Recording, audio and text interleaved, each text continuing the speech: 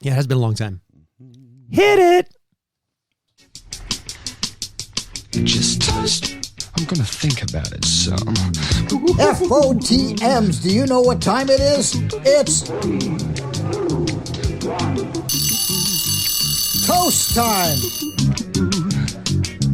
Toast featuring. What was your Wi-Fi password again? I can't remember. That's toast. Yeah. I can't believe I surprised you guys with that.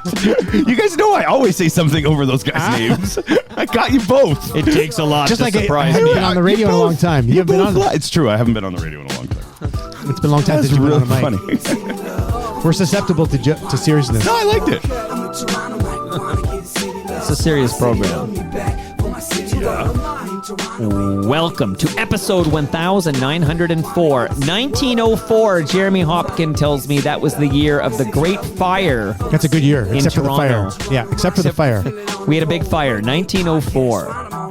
Of Toronto Mic'd, an award-winning podcast, proudly brought to you by Great Lakes Brewery. Order online at greatlakesbeer.com for free local home delivery in the GTA. Palma Pasta. Enjoy the taste of fresh, homemade Italian pasta and entrees from Palma Pasta in Mississauga and Oakville. Visit palmapasta.com for more. Toronto Maple Leafs baseball. Catch a game at Christie Pitts this summer. No ticket required. They were rained out yesterday. Fusion Corp's own Nick Iones. He's the host of Building Toronto Skyline and Mike and Nick, two podcasts that you ought to listen to. RecycleMyElectronics.ca. Committing to our planet's future means properly recycling our electronics of the past. And Ridley Funeral Home, pillars of the community since 1921. Joining me today, returning for this 53rd episode of Toast, it is Bob Willette. Yo. And Rob Preuss. Hello. Okay, so right off the top, I do want to know how things are going with Bob. I want to know all about his time at Indy 88. I heard him on the radio quite a bit this past weekend, but I want to open things off right off the top. Rob Preuss, where the fuck were you on Thursday night when I made my headlining debut at the Alma Combo? That was last Thursday? Oh, fuck. How long? Do you think he rehearsed that in the car? Yeah, he's No, it just came to me right now. I can wing it. I can see him like practicing You can in a improv? mirror. Yeah, I can do a little improv. Bob's But no, the improv seriously guy. though, it was last Thursday. It's shit. Yeah, okay. Check your Can you calendar. come on, Rob? Okay. We don't do shtick on this show. I know we don't. So Never. remember, I heavily promoted on this podcast and on social media and on TorontoMike.com. I heavily promoted that you were going to be I playing know. live from 7 to 7:55. Then you were going to play Romantic Traffic. Then I was going to grab the mic for 90 minutes, and Yeah. you were going to be a part of that 90 minutes. know. And then there was a top secret grand finale. But you were a no-show. You did not show up at the Alma Combo on Thursday night. Are you trying to be mad at me now? You're not improving either. I still feel like I'm like in a daze. Like I can't believe that it happened. That it happened. That it didn't happen. Well, tell us your feeling. We'll shut up and listen. Okay. Because Bob wasn't there either. I have but questions. Yeah, there's lots of questions. Tell Yeah, us I what know. the fuck happened, and then we'll have questions. Do you want the full story? Yeah, Of course. Because This at is Toronto Mike. 8:45 in the morning on Wednesday, which was the day I was going to be driving here. Okay. My wife and I were going to be teaching some classes at a school, and we were going to move the cars. So she could get the car to the garage. Wait, and there's multiple cars? we have two cars. That's going to key into my follow-up questions. Oh, Please continue. Okay. So we were going to move the cars, and the Toyota Corolla was parked on the road right beside the garage, right beside our house. Yeah. So I went to start it up, and it sounded like a fucking bomb went off. How, boom! Like just what? Yeah. I can't describe to you what it, and like the vibration and everything. I was like, what the fuck? So I turned it right off. Yeah, good I was idea. like, holy shit. I It's didn't like know. a mafia hit. Yeah. I was afraid it was going to explode. So then I tried a second Have you time. seen The Godfather? Yes. That's what I was thinking. I'm like, holy shit. I talk shit politics in America, and like, what the fuck? I don't know. Maybe. You never so know. I tried it a second time. Again, I was like, Oh, he went for a second Good for round. you. I did. Good for because I you. thought maybe it was just an Because it didn't work. aberration. You didn't die the first time. Yeah. Try it again. But the second time as well, as soon as the boom started, I turned it right off. I was like, forget it. We got to go. So then we drive and we go to do our classes. And while we're at the classes, and as we were talking about it, and Leia says, maybe somebody stole the catalytic converters. Why would Like, you think why that? would you think Because that? She's American. Yeah. Yeah, you're already suspicious, right? So I'm like, I don't even know, job. I don't even know what it. I don't even know what it means. So then we're in the school with the kids. You're like, I don't know what a catalytic No, converter well, is. not literally. I've heard the term. I can see you not knowing exactly what that means. I knew it's a thing on a car, That's- but I didn't know that people fucking stole these things. I didn't know people stole them anymore.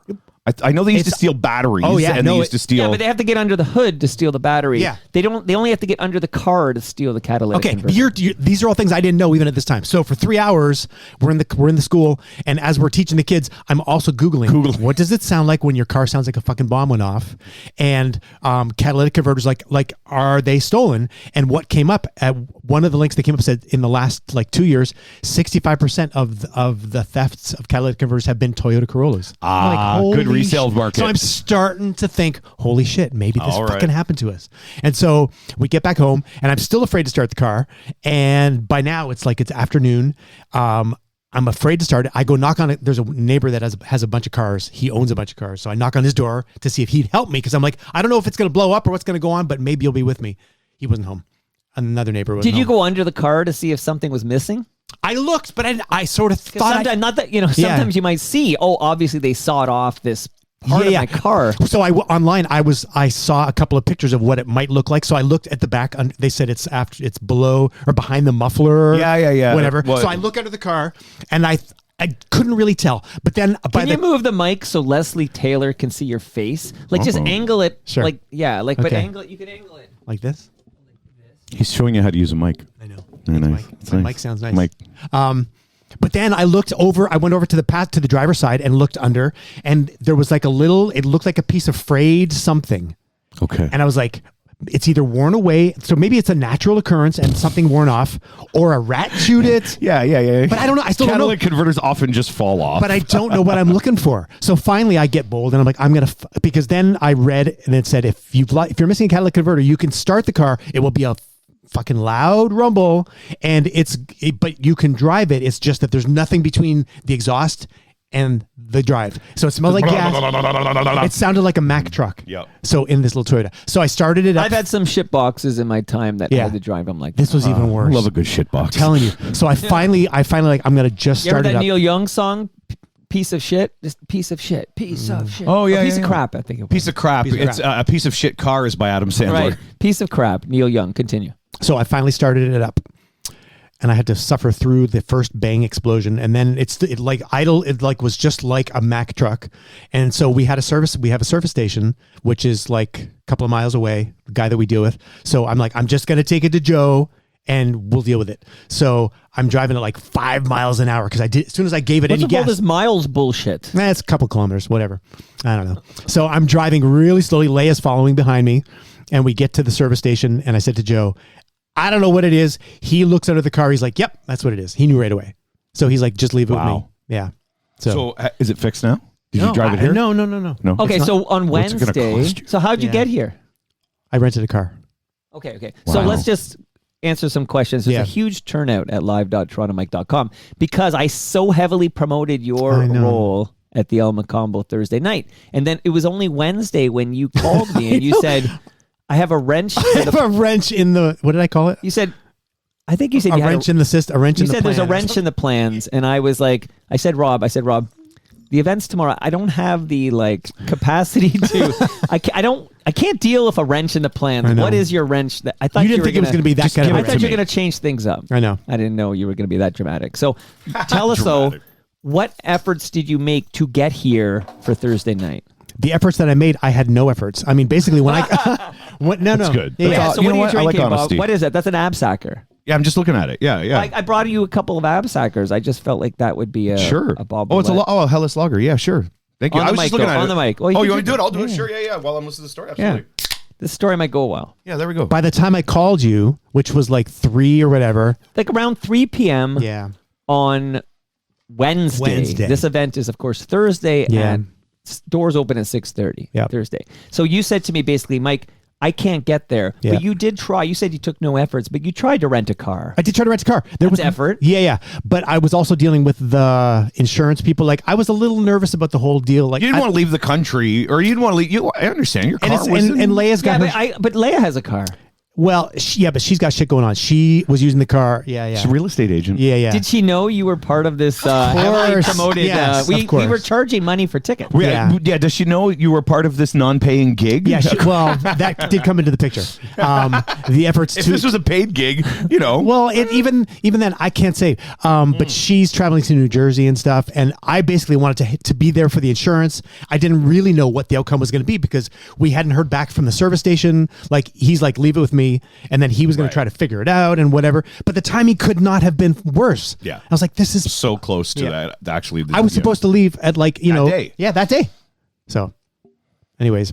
Okay, so I'm just reading the comments. I'm going to shout out the people there in a minute. But so bottom line is, at some point Wednesday, you realize, I can't get there for this Elmo gig that we've been talking about for months. 2 months, at least 2 months. Like, we've been having longer. Zoom, WhatsApp calls where I told you audio elements that were like transitional. And you sent me demos. When I say this, when I say this, play She Believes in Me by Kenny Rogers. Look, for I brought my script because this is what I had been working on for 2 months. Okay, well, tell us what you were. She had a gonna play. rundown. Yeah. Well, yeah, my God, yeah. I had been programming sounds in my iPad for the keyboard. I have my script. Oh, so you had a real rundown because I was a little worried. You guys seemed every time I was here, you guys seemed a little laissez-faire. I'm going to be honest. Oh yeah, I was very laissez-faire, but I had something crafted and memorized. Yeah. I just had never done it with anybody. Right. I didn't do it in front of a human, and we had never done anything together. We were excited, in fact, because then I had a drummer lined up as well. Juice, my friend Juice, who plays with Platinum Blonde with Grapes of Wrath, was going to come and play as well. And I said to him, this is a social experiment, so I'm treating it like a social experiment. I have sort of a rough list. Well, can you tell us what's on that list? Yeah,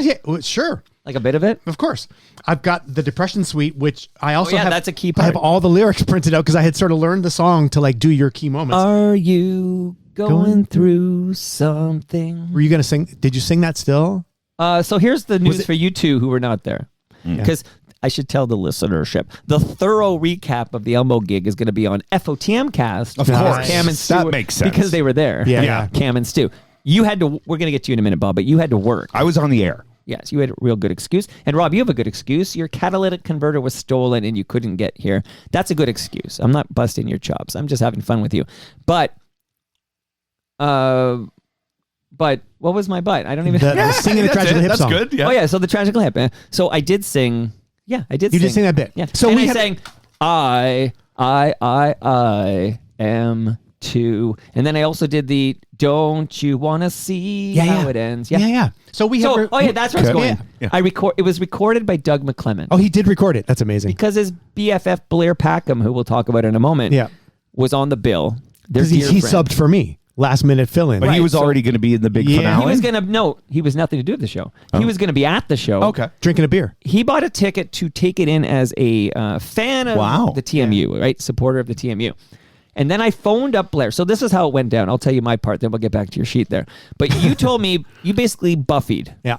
You had a good excuse, but you buffied. You're like, I can't be at the Elmo gig. And then my brain says, okay, I do have a lot of that 90 minutes where you were heavily involved. So I'm like, I can edit that, like I can change that up so you're less involved. Yep. One part I needed you for, I needed you to play Heart of Gold. Yes. When I said I had a blood clot on the brain, like you were supposed to play Heart of Gold, and then I was going to be, time to take my blood thinner. But I kind of worked around that. But otherwise, I just cut out a bunch of parts that involved you. But then I said, okay, who's my plan B? And the first name I thought of was Blair Packham because he was going to be there anyways, and he could do a great 45-minute set. Like I had actually reached out to him before I even called you because I wanted to sort of try. Did you talk to him? No, I just sent him a text message, but I hadn't heard back. But I was trying to get some because I was so afraid to have to call you that I was trying to line up some possibilities. Well, what am I going to do to you?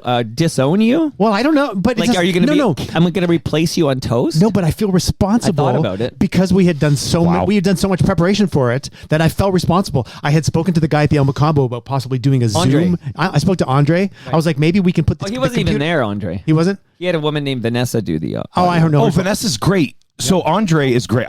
No sense of humor though. I was cracking jokes and she was very serious. You could have given her your cues and she would have done them for you. I have known Vanessa for years through working at Proud FM. No way. She's a great stage. Wow. She's a great sound person. Because she's through the Mike Shalhoub connection. Complete. Well, no, I think she was there before. Maybe I don't know. Okay. Vanessa's been around for years in this scene as a DJ. I know. I've worked with her at different gigs. Small world, right, Rob? Small world. But she would have. I'm telling you, that place is a great venue. No, because 1 minute after Rob delivered the news, I decided. You went to Blair. Well, 1 minute before I went to Blair, there was 1 minute between you giving me the news and me calling Blair. Yeah. I realized, I can do this 90 minutes with no one else on stage all by myself.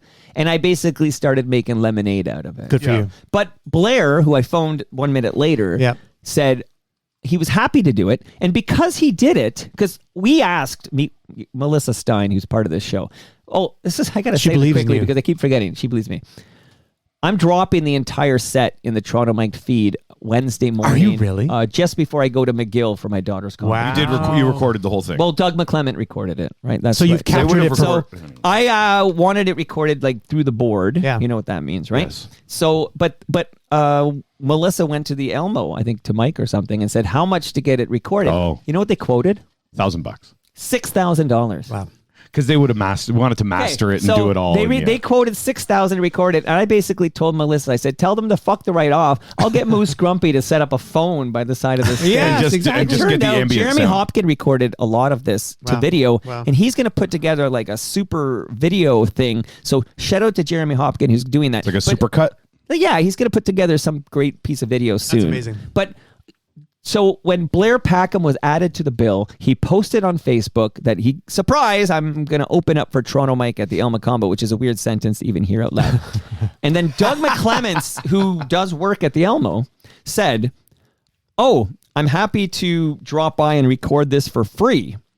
And I reached out to Doug and said, that would be amazing because that's cheaper than $6,000. I don't want to pay. Free is cheaper than $6,000. It's And like then Doug 6,000 said, cheaper. Yeah. It's 6,000 cheaper. You're right. If Andre says it's okay, I guess he's the boss when it comes to this stuff. So if Andre says it's okay, I will drop by and just record the whole damn thing completely free.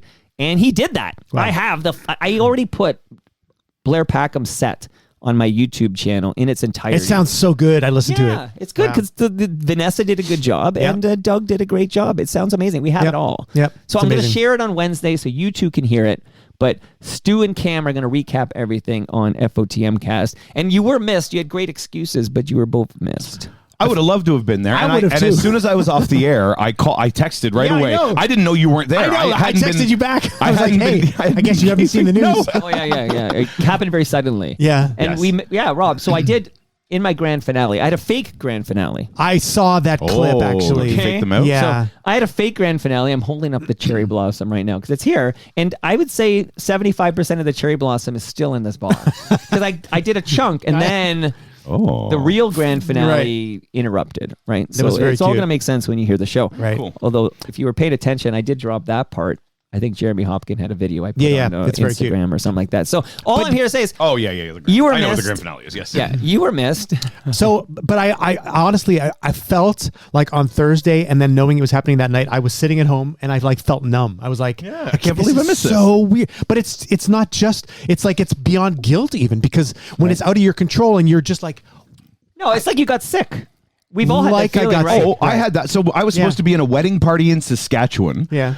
For my uncle, the day of the big power outage in the East Coast. Yeah, Wow. I couldn't get Nothing you out. could do. I'm in the wedding. I'm one of the ushers. I have God. a tux waiting for me. my God. I got measured for a tux here in Toronto. I had a tux waiting for me, and I couldn't go. What is that keychain that says Toronto Fire? Oh, that's from Jeremy Hopkins. People, it's I got it. Jeremy Hopkins was at it was a car thing on Eglinton, a car show, and it's the 150th anniversary. Okay, because this is episode 1904, and I mentioned this off the top. Oh, that's- So oh, yeah. Right? So And it's- hold on, I'm going to get this right because he put it in. I didn't see him. I was there in the afternoon, and he was there in the morning. But I saw that he saw these. I don't know if he has an association with the fire department. They had the classic fire truck there, and I have the keychain on my massive keys there. So Jeremy Hopkins says basically that 1904, this is episode 1904, is the year of the Great Fire, which is Toronto's Great Fire of 1904. There's a great song people can dig up and listen to by Mike Ford, but that's the Mike Ford. It's not the city councillor who's related to the Right. This is the Moxie Fruvis. Moxie Fruvis, Mike Ford. Yeah. Mike Okay. Ford. And his song is called "The Great Fire of 1904." Oh, cool. Okay, so Rob, I'm sorry you had to go through that shit. How expensive was it to fix your car? I don't know yet because He still hasn't given you a price? No. Well, so It sounds pricey to me. While I was coming up on Friday afternoon, I was still dealing with the adjuster and talking to the guy at the service center, and I basically had to just like leave. And I haven't heard. But you rented a car to get here now. Yeah, Was it because you also want to see mommy, or is it just for us? it's for Toast. Oh, yeah. Well, and my mom too. He sees So his mom. My sister and her family are going away to Germany for a couple of weeks at the end of the week, and my mom is going to stay at a home, like a long-term care, short-term care home for that whole time. So, because your sister takes takes care of her. yeah, my mom lives with my sister. Oh, okay. So, but she's going to this home today, so I'm going to go and see her there, So, getting yeah, her settled in as well. Get her settled in at this place. Yep. I will be very interested, Rob and Bob, to get your feedback on this entire, like I said, Wednesday morning. I'm going to wake up in Montreal on Wednesday morning, And it's I'm gonna to post this. Wow. Then my wife and I are going to make our way to this convocation. My daughter's graduating from McGill. Congratulations. I'm very excited. We're I on like our that train shirt. tomorrow morning. Sorry to interrupt. Yeah, interrupt And anything you want. that's a good shirt. So that's a new custom shirt that Monica made for me called "And That." Can I just play you a little bit of something? So because I was talking about my sheet, right? With You can do anything you want, with, Rob. With all the You songs. rented a fucking car to get here. I had this little sample of Bat Dance. I had Oh, Black so you- Cars. I Bat had the Dance? hymn. Did you do the Catholic bit with the? Yeah, I actually toned down the Catholic bit. Okay. Did in you real do time. Satisfaction? You talked about the Rolling Stones. Yeah, I toned that part down too. Okay. Well, you weren't there. I know I so- wasn't there. You did the Kenny Rogers bit for Melissa Stein. No, because that was an audio part that you weren't Oh, there to do. This is sort of like It's a Wonderful Life. Well, that never happened because you weren't there. You weren't there to save him. Did you do this part? Here, but I'm going to just play a little bit. I'm sure It is like It's a Wonderful Life. sure What would you it be did this. like if Rob wasn't It's like there? 1984. It's like if just changed the expectations and Okay, wait. So a lot of your stuff disappeared. Did you do this? So I didn't do that. That's my Doctor Who theme. Yeah, but I did reference that. I was going to jam it out with Juice. We were going to like play it, and I had the sound all ready to go. But So it out it with is juice. interesting to have this like it. chat here now because, of course, I was so prepared yeah, for one thing. I know. And then you delivered the I news fucked Wednesday it. afternoon. And then I basically, very quickly in my brain, basically re-edited stuff. And it's interesting what it was going to I be know. versus what it was, which know. was similar but different. So the next time we do it, I'll have all the chat. Wait, whoa. There will You not didn't make be that announcement yet? I told everybody what I believe to be true, which is this is never happening again. You don't know that for a fact. You believe it to be I true. can't predict the future. I don't right. believe it'll happen again. Maybe you could do it as a non-ticketed event, and maybe I'm not trying not. to say that to the people because I am going to do this on FOTM cast, but we're like a month out from FOTM Oh, cast. yeah. So let me just say, I can't believe these people came out for me. When I say these people, I'm not Don Cherry doing these people, these people. That's not me doing a Don Cherry. No, that's those people. Those people. That he would say those That's people. right. Right. Yeah. Tim Cherry is in the Toronto Mike calendar to talk about his dad. Oh, amazing. He's going to be down here. to That's talk cool. about his dad. That'll be interesting. And his sister passed away recently too, Cindy. Oh. So we have stuff to talk about. Sad things. Okay. Shout out to Ridley Funeral Home. So basically the fact that I have these free events. You know this, Bob. I'm going to have the 22nd TMLX event on June 25th at Great Lakes Brewery, 6 to 9 p.m. Everybody's invited. There's no ticket. Forget the fact it's free. I don't even need to see a freaking ticket. You show up, you have a beer, you drink, you eat some Palma pasta food, and then hang out, and then whatever. I did that 21 times prior to this event. This is the first time I've charged any money to see something I did. And to be fair, you didn't charge it. No, Yeah. I didn't charge it. There was it's very expensive to rent the Elmo. Yeah. And I did math in my head. And Melissa Stein said, any money we make beyond that, we'll split it 50-50. And I said, fine. I didn't expect any money to be made. I expected her to lose money. But the bottom line is people came out. Like when I think about the people I saw in that room and I realized, they all coughed up $65 to be there. Wow. I just want to say thank you and that I'm honored and I'm almost embarrassed because I like your idea, Bob. Do it somewhere for free. Yeah, I mean, look, this world that you've created is very unique. Yeah. But also some of the most obviously kind people, very kind, but all passionate. They love what you've brought and what you've created because you did. You're the one who created it, and they wanted to see something unique, and I'm sure they did. And Jeremy Hopkin, who did take video of this event. He's a good boy. His name's come up 12 times already. Yeah. But he says I did do a little bit of the Doctor Who theme. He says you tried to to voice it. voice See, it. I've no. Oh, it's all really? blur to me now. I may have I did a few improv things. I did a few things that just on the cuff, right? So it's like Yeah. Off the cuff, Off the I cuff. believe. off the cuff, not and on the then- cuff. and on the cuff. It could be I on do both or off. sides. I cover I gotta both find the sides. etymology of that actually. I cover both sides. So Rob, are we done your story? So you had FOMO because you were a part of the show and then you weren't even there. FOMO because I was live part of the stream show. it. Okay, so you'll hear it all and you'll tell me what you think, right? Yep. The next toast, you'll review it? Yep. Okay, so I want a minute with Bob. You got 25 minutes. I need a minute with Bob because I have a lot of songs and stuff to play as we set things up. But Bob, how have you been? This is the longest gap between two toasts in a long time. Yeah, very good, very busy. Working most recent, real drama in my life yesterday over the weekend. I'll talk about that in a sec. The radio station is doing well. My evening show is doing very well, constantly in the top 3 of the city. That's amazing. Yeah, adults 25-54, adults 18-49, sometimes number 1. Wow. That's amazing. Number 1 with females 18-34. Don't you think that's amazing? You guys, you guys play great music. Though. It's a lot of fun. I will say I tuned in a lot on the weekend because Bob was on. If Bob's not on, I don't even listen to the station anymore. But when Bob's on, I want to hear what he's saying. But I heard Shape of You by Ed Sheeran. Yep. Like, that's the kind of stuff I'm hearing. Yep. Yeah, you're hearing some straight ahead pop. If I told you 5 years ago, you would. You're going to hear "Shape of You" by Ed Sheeran. But I also heard Frankie Goes to Hollywood this morning. You also hear Frankie Goes to Hollywood. You hear OMD. Yeah. You also hear the Mumford and Sons with Chris I heard Stapleton this morning. Yeah. Right. So I think we've positioned ourselves as kind of and again, I'm not in programming. I'm just an announcer. Well, I do on Saturdays. Saturday night's Electric Ballroom, which is the impetus for the theme today of music of remixes. Because I play a lot of remixes on the show. This is your territory. So I love a good remix, and I've always loved, and I find they get really great reactions, especially on the Electric Ballroom, which is a 3-hour show that they've asked me to do with basically like no handcuffs. Wow. Like I can a little con can here. Oh no, this is. I know it sounds like con can. Totally, yeah. Only because I could just. It did sound like that. Yeah. No, this is blue. This is BLT. This is Bizarre Love Triangle. Bob's talking, and we're just setting the table here. I just put this in the background. Yeah. Anyway, so it's doing really well. Although, if anybody who does follow me on Facebook or anything, I had real drama in my family. My dad is one of 9 children, and so I have a lot of cousins. I have a ton. I have like 30 plus first cousins, and one of and one of them. Some of them they live in Kitchener, and my one cousin, her 12-year-old daughter went missing this weekend. Wow. And so my other cousins and I, who are like my cousin Rich, he's cousin Rich. He's like a character. We're really close. We were actually hanging out on Saturday night.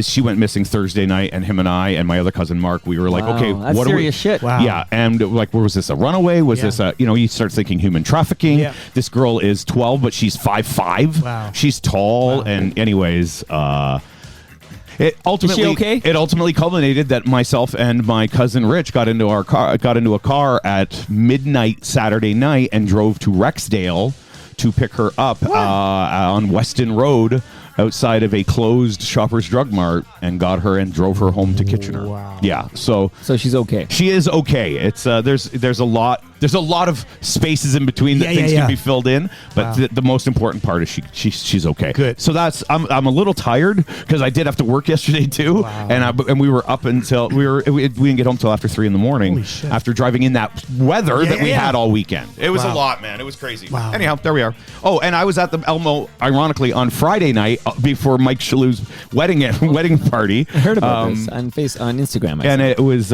a great party, and I met the guy who's in charge of the sound. Who you Andre. I met Andre and his sister. He's a great guy. And his sister is a singer-songwriter, and I met her, and I met all these. Anyways, it was just funny. I was there on Friday night. It's been a lot. And then, again, I'm not going to go into too much on the Elmo show. Drop it into the feed on Wednesday. You're not going to go into too much? But not too much, except being on the marquee and then seeing your name on the stairs when you go down to the washrooms and the downstairs. Like, it is a bit of a mind fuck. How did it feel when you first got on stage? Like not being able, for me to not be there and not have heard it yet. When you were like, so because I didn't ever rehearse it in front of a human. I know, but Blair wrapped up, and I realized because I always said I wanted to grab the mic at 8:00 and I wanted to give it up at 9:30. Yeah. And for some reason, even though there's no rules, I decided that's my job to grab the mic at 8:00. Yeah. So I did. Like, I literally got that mic in my hand at like 7:59 or something, and I literally passed it off to the grand finale at 9:30. Amazing. And I know when you talked to, was it Wednesday you spoke with Stu? And he was, Wednesday and he was with giving Stu. you the tips and the Yeah. ideas about, did you have the sheets on the Yeah. floor for cues? And I that had worked? the order of stuff so I don't get out of order. Like a set list, like a band does. Yeah. Yeah, right. And it worked So out okay. All the stuff I had memorized. Yeah. But here, I'll tell you this. So you asked me what it's like to get on stage. I think it took me 5 to 10 minutes to completely relax. Yes, Yeah, of I'm course. sure. Yeah. But 10 minutes in, Yeah. it was like I'm Here I am. talking You're to you doing right it now. this. You're doing the show. Yeah, Yeah. essentially. Good. But there was 5 to 10 where I'm like, I just gotta like. So I'm like, when you're having a big game on a road and you must win game and you got to survive that first 10 minutes of the hockey game because they're coming. If you can survive that first 10 minutes, you can kind of lull them and win a road game or whatever deal. It's It's the same thing. Spirit, That's the feeling of a performing artist. I think in any capacity, I think you when hear you're on that a a lot, stage, yeah. and like I used to get that same feeling when I started in playing in musical theater, and I'd be in the pit, and my heart was beating so fast. I was like, and I would be telling myself like, how fucking stupid are you? Like You've done this how many times? Yeah, no, the very first time. Oh, though. the very first I never forget the first time playing at Phantom in the pit, and like I was like, I can't get away. Like there's a conductor up there with a tuxedo, and I'm playing beside the harp, and who the fuck do I think I am to think I could do this? And then you Well, how do settle you think in. I felt? I know, that's what I mean. Like I'm on the fucking marquee. yeah, I'm so proud of you for having done it. It's just Thank so great. you, sir. I survived. Yeah, You I can knew hear you it on would. Wednesday. Can't wait. Thank you to everybody who came out. Who do you think's doing this remix of New Order? This is the 6.5 minute one, right? Actually, it's longer than that. Oh, is it? I don't know this one. So this is the famous Shep I was gonna say, Pettibone remix. The infamous Shep Pettibone. And is he infamous? He is infamous. What did he do that made him infamous? Just made a lot of great remixes. That's not infamous. He's that famous. Infamous is being famous Yeah. for a bad reason. God damn it. Don't you remember Three Amigos? Like where they made Omega? that joke and they go, "You're infamous." Oh, that means you're really famous. Yeah. Right. the same So thing. infamous, infamy would be you're famous for bad reasons or Okay. whatever. Yeah. This guy's just famous. Yep. But I just wanted to start the show by Yeah. saying we're kicking out our favorite remixes. This is Bob's topic. You got great songs coming up, and I wanted to start to set the table with a Shep Pettibone remix because I remember so many great Shep Pettibone remixes. Yep. Me too. Shout out to Shep. I love his name. I have some Chris Shepard information. Do it, brother. What? He's in Ottawa. What? But do you have a sighting? No, yeah. So who do you don't have to I give- can't say Okay. right now, but there's somebody there's you trust. well, ish. He's a listener to me on Indie 88, and he worked at CFNY in 86, Okay. 87, 88. Okay. He worked on the Retro Roadshow with them before. He worked with Marty with Streak. He might be the same guy who was going to be on Toronto Mic'd and then pulled himself from the schedule. We'll talk this about is it. following the documentary release, which I referenced in my one-man show. my Really? Becoming the Yeah. villain to the CFNY. This guy says he knows Neil Mann, and Shep. The one guy who said no to me talking to the people at the party for Marty at the Opera House. Yeah, and Neil Mann. and apparently they have breakfast and stuff. Neil Mann and this guy, and Shep. Yep, he's out of the See, I don't know. This is inconclusive. Like, I don't have it for sure, I but- just if you knew, like, this was from this person I know and trust. I met that. But He's that's a a lead. he's a long time listener, and says I don't have his. I won't give his name now, but he texts with me all the time on the station. But that's an interesting lead. Okay, he's in Canada because the That's what Costa I've Rica heard. thing has been so Yeah, dominant. right. But, No, I've heard he's in Ottawa. Maybe this is the gateway to him resurfacing. Maybe, might be, maybe I'll be the catalyst to it all. Catalytic converter. That's right. Convert the catalyst. That's too triggering for Rob Preuss to hear that word. Okay, there's some Shep news, and this is Shep Pettibone. Okay, so quick mop-up stuff before we get to our remix jams, okay? So I wanted to just... Oh yeah, that's right. I messaged you about this. I love this song so much. Woman done left and took all the reasons that I was working for. You better not try to stand in my way when I'm walking out the door. Take this job and shove it. I ain't working here no more. But Bob, I'm playing this version first because this gentleman just passed away, but not the famous version. This is not Johnny Paycheck's version? No. The songwriter, this is the This songwriter. is the songwriter. Oh, it's him doing it. Oh, is this Yeah. guy who wrote it? Right. Who passed away? Who's passed away. Do you guys know the name of the guy who I sent wrote it to you. I can't remember what it is. No, I don't know. What was his name? I can't remember now. But I knew the stuff this guy wrote is amazing. Wow. John, by the way, the Mike Judge, Johnny Paycheck cartoon Oh no, I've never is seen it. so good. Wow. David Allen Coe. That's it. Yeah. Passed away. And He wrote this song. Yeah, but what else did he write? Like he's like Well, this is his big one, I think, but I'm going to play the Johnny Paycheck now so you can compare, okay? So this is the hit. Take this job That's and it, yeah, shove it. Shove it. Different key. Ain't working here no more. Yeah, you're This right. is the big hit. A woman done left and took all the reason I was working for. But I have a fun fact about David Allan Coe before we move on. David Allan Coe wrote a sequel song to this one. Do you know? Do you know there's a sequel song? I did not know that.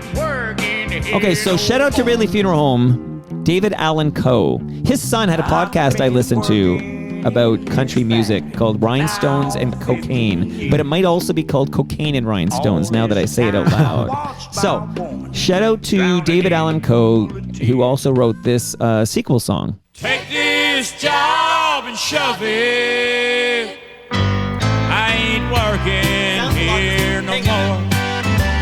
My woman done left and took all of the reasons I was working for.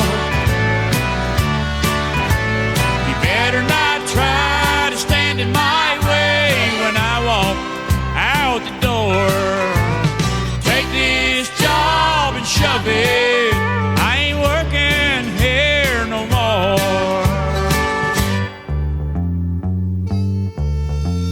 I've been working in this factory pretty close to 15 So this is called, you ready for it? Take This Job and Shove It To, T-O-O. Oh, jeez. So it's Really? This is a sequel. This guy was the Rhinestone Cowboy. That's what the He thing wrote was. Rhinestone Cowboy? He was the Rhinestone, and he Oh. wrote it. Yeah. So Wow. he had a whole thing where he was the Rhinestone Cowboy. David Allan Coe. Yes. His third album was The Mysterious Rhinestone Cowboy. He adopted several years before Glenn Campbell had the hit. Wow. Yeah, and he was the Rhinestone Cowboy. That's funny. Yeah, and he worked with John Prine. He worked with all kinds of guys. Waylon and Willie. He But did. Take This Job and Shove It was his big jam. Yeah. It was his biggest mainstream hit for sure. Yeah. Anyways, Country royalty. I love me some classic country, man. How's the Great Lakes beer, Bob Willette? You know what? This Hellas, I love a good Hellas lager. It's excellent. Thank you. I'm going to try this weird thing that's called rice lager.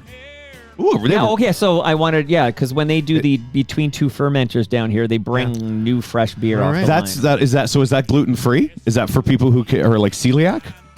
I didn't say that. If it's rice beer, Lauren Honickman says you can't make such a statement. Oh, listen. about what? This I don't know that's gluten-free. Yeah, but this goes with the music that you're playing. Listen. Armadillo Crazy Dry. It says, howdy, partner.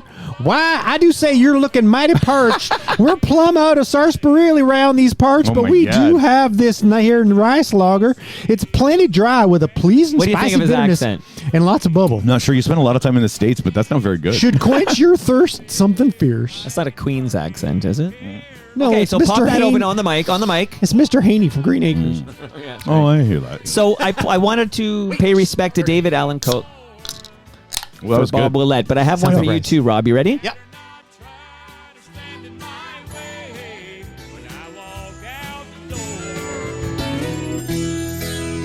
Oh, yeah, Dave Mason. Rip. Shout out. Shout out. Rip. Shout out. Shout out, Ridley. I loved this song when I was a kid. God. Just a song you know, Yeah. but I couldn't have named the artist to save my life. Really? Yeah. I only knew. If anybody said Dave Mason, I would think of this song and nothing else. Apparently, he did a lot of other shit. But he was in Traffic as well with Steve Winwood. Right. Have you changed your style, and do you think that we've grown up differently? Don't seem the same. Seems you've lost your feel for me. So let's leave it alone, 'cause we can't see eye to eye. Here it comes. There ain't no good guy, there ain't no bad guy. There's only you and me, and we don't- just disagree. But we don't What do disagree. you think of that? Yeah. That's Ain't a no great good song. guys. Ain't no bad guys. So this was a big fucking radio hit. Oh, yeah. 76, I think. He's looking I at you don't- for the I don't answer, know. and you're not even looking to I answer. wasn't even No, I think conscious it's- of music. I'm I was guessing listening 70. to Big Bird and Oscar. What's the name of the song? What's the name of the artist? You guys haven't said it. Dave Mason. We just disagree. There you go. Yeah. So Dave Mason passed away. But you said he was in Traffic? He was in Traffic Oh, wow. in the 60s, yeah. with Not Steve Winwood. romantic traffic. Not romantic, but Traffic. Yeah. Which is a band that I didn't know Steve Winwood was in it. I don't know that whole thing. I didn't know he was that with them when he was like 17. Hey, Yeah. do they have that song about high-heeled? Yeah, the low spark of high-heeled Yeah. boys. Yeah. Ben Murgy kicked it out when he kicked out. Oh, wow. They are so good. I didn't They're know like them one of until- those bands I never got into. Did you watch the Bee Gees? Speaking of the Bee Gees documentary, Yes. it's so good. Yeah. Oh my god, I was like the Bee Gees. I love everything that existed before the disco era. Totally. so amazing Yeah. stuff. they Traffic were is a doing. band you could jump into we- at yeah. any point. Yeah. Because I didn't know them until like maybe into the 1990s Sure. or whatever. Yeah. Working backwards with Steve Winwood. Yeah. And their music is so good. Yeah, So like cool. Steve Winwood for me is Higher Love. I know exactly. And then, yeah. Which was remixed. No, not remixed. It was actually Remade. covered. It's a Remade, cover. right? Yeah. Covered by Whitney Houston. and remixed by Kygo. Really? Yes, Wow. Kygo, who is when I was for the 15 minutes I was the program Okay. director at Virgin. On the live stream, Mike made an observation. So you mentioned that. So Stu Stone said, because I was going to have a cheat sheet and Yeah. put it somewhere, Yeah. like on a stand or something. And then Stu Stone said, no, Yeah. make the font bigger and put it on the Yeah, ground. yeah. So when you're staring at your shoes, you're really seeing what the hell you're saying next. But Mike makes the observation on live stream that I snapped up my own set list after the show. Did I didn't you? want anybody to have it. Good for you. There's normally like a roadie will come out and grab it and Yeah. hand it to somebody in the That's audience. right. So that set list did not find its way to any FOTM in attendance because I took it. That's I said, fine. no, There you you go. don't get it. But again, it's all recorded, all going to be shared. Okay, so couple of passings there, but I wanted to do one more. But first, I'm going to talk about the song that was sampled, okay? So maybe I'll do some sponsor shout-outs while Lynn Collins gets going here. This is called Think, in parentheses, About It. Let me tell you something, the sisters are not going for that no more. Because we realized two things, that you aren't doing anything for us, that we can better do for ourselves. So from now on, we're going to use what we got to get what we want. So, you'd better think. Think of all the hip-hop songs that sample this. Okay, shout out to Ridley Funeral Home. Much love to Great Lakes Brewery, and much love to Palma Pasta. Who of you two wants a frozen lasagna from Palma Pasta? Bob Willette? I think I'm okay. No, you know what? I'll take one. If you got one, He yeah. remembered his improv training, which is yes and. Yes, and. Yes. No, I just got to make sure that There's room in the freezer? Yeah. I know it. That's my life. God, I need a don't even get me started. I need a deep freeze because like I have one of these IKEA fridges that's like only counter depth. It's horrible. Hate it. So I have a frozen lasagna for you, Bob Willette, Thank you, courtesy sir. of Palma Pasta. They're going to feed us at TMLX 22 on June 25th at Great Lakes That's great. Brewery. That's happening. Much love to Nick Iones, who came down with a cold and couldn't be... Like, listen to this. Oh, yeah. To make a thing go right. R.I.P. Same sample? That's from that? Yeah. Oh yeah. It takes two to make it So all good. And now you know where Rob Bass and DJ Easy Rock got it, okay? It's from this Yeah. Lynn And now they're Collins. together in heaven. That's right. Yeah, both died too young, so I'm Yeah. going to get to that here. Let's bring down Lynn and get to the subject of the matter here. Right about now. You're about to be possessed. I'm cracking open a Great Lakes. Do it. MC Rob Bass and DJ Easy Rock. You know exactly how long. Yeah, I mean, we're of an age, Yeah. Bob. This was massive. Fucking I have song the was massive. I don't have the albums. I have the 45 for Joy and Pain and this. Yeah, well, I have they're the 45 so for good. both of them. I They're love so both good. songs. I actually just played a remix of Joy and Pain last weekend on the Electric Ballroom. Sounded amazing, I bet. Sounds so it's good. so good. I love Joy and Pain. Yeah, me too. Like, I know this is the This is one. the big but hit. This is the Yeah. big one. But Joy and Pain, I love singing along that one. Yep. I'm Rob Bass and I came to get down. I'm not internationally known, but I'm known to rock the microphone because I get stupid. I mean outrageous. Stay away from me if you're contagious. See, I forgot when. I always go too early. So rest in peace. Shout out to Love Ridley me. Funeral Home. Girls Rob adore Bass. me. Yeah. He was 59 Only years old. 59. but yeah. much older than DJ Easy Rock Who was very young, 42 or something Wow. like that. What's going on there? My goodness, we lost a good one. This was a jam right here. But Yeah. that Lynn Collins sample, It's holy a great, shit. yeah, So good. I'd love to get that on vinyl, actually. I want to hear that. Okay, so just to wrap things up, recyclemyelectronics.ca. That's where you go if you have old cables, old electronics, old devices. You go to recyclemyelectronics.ca. Put your postal code in there. Did they take batteries?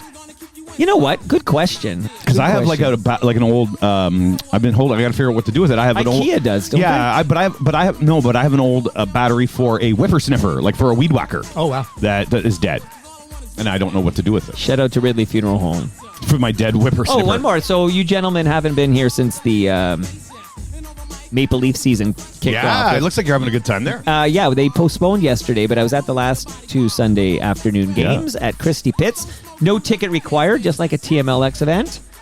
And I got books for you. I know Rob Preuss collects these. The history of Toronto Maple Leafs baseball. But Stepping honestly, stones.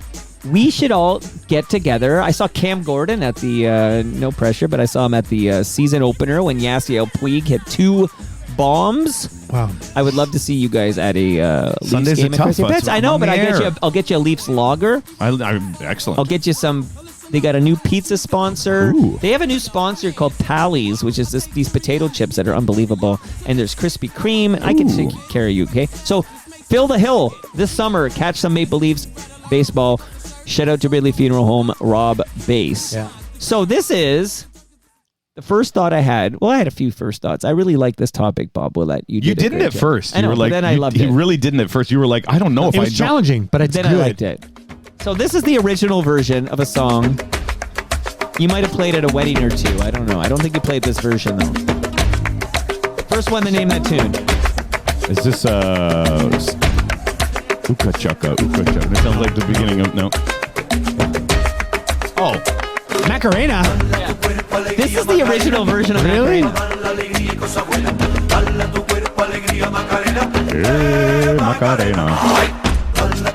Do you want to hear the Bayside Boys take a crack at remixing this? Sure, because I've never heard that before. No. Oh yeah, you know this one. I know. Okay. You think? So this is Did I get you again? You got me again. Oh my god.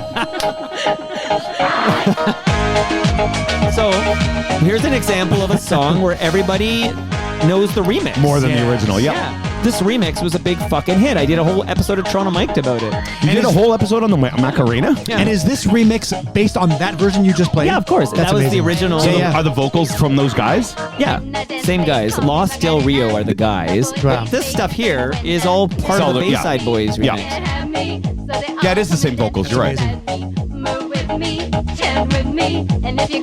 I never played this version. This is that I didn't get rid of that chick. She made this a fucking hit, whoever she is. So shout out to Macarena. Okay. You're going first, Rob Preuss, since your catalytic converter is MIA. What Unrelated. words? You know what? What do you got? Yeah, I'm ready. I'm sure? just checking which order. So I didn't think we talked about this Oh, that's yet. right. I want to close with the remix that you prefer. Yes. What's that? I'm looking at Bob Willette's eyes. He's handsome You man. told me what? I want to close Each song. each set Yeah. with the remix that you prefer. So Oh, I I've wanna only provided one remix of everything. Yeah, but you also provide the original. I'm saying I want to Yeah. play the original first. Oh, of course. Oh, I Yeah, didn't know. yeah. Oh, sorry. Yeah, you play that's what I thought too. Yeah, Play yeah, the yeah, original yeah. first. I wasn't sure. I wasn't clear first, but I sent both anyways. But Yeah, whatever play order. I have no mind blows because Yeah. I figure we're all playing Exactly. too, right. Right. Like I'm like, okay, we're gonna play a little bit of Right. the original. I still brought in a couple of mind blows. Of course you did. It's your show. Okay. Macarena, nobody chose it. It got Hanson. What the heck? I thought one of mine you might have taken, but Really? you didn't. Yeah. I did have one of Rob's, and Yeah. I gave it to Oh, him because okay. it makes more sense for him to It was- have it. But okay. we won't say It was what my it is. first choice. You ready? Yeah, I'm ready. This is the original. Yep.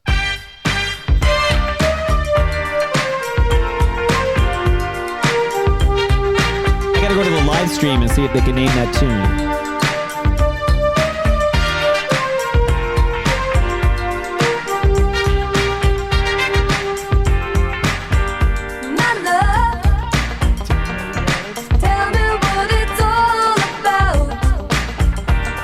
This is a remake, isn't it? I think I'm with Bob. Well, we're gonna find out. We're gonna Is find it the out. same band? Same band, same vocal. Everything is the same. New shoes? This is new shoes? Oh, okay. Okay, excellent choice. Nice. It's a Because great song. nobody listens to this version. I also just played the remix on my The electric remix is the ballroom. hit. Yeah. Right? That's Yeah. the hit. So Okay, well, let me listen to a bit more of this Yeah. original version. get through the end of the chorus and you'll see what's missing from it when you play Okay. the remix. Yes. It's gonna be that. Yeah. Love that part. Andy The loves this original, choice. eh? Andy, by the way, Bob, Yes. Moose Grumpy says you can drop your string I know. trimmer. I'm answering her right now at Bermondsey. I know. That's the big. Have you ever gone to these transfer stations? I do I it have all. been, yes, yeah. yeah. I might do the one on Commissioners. Actually, it's might be closer to my house, but yes.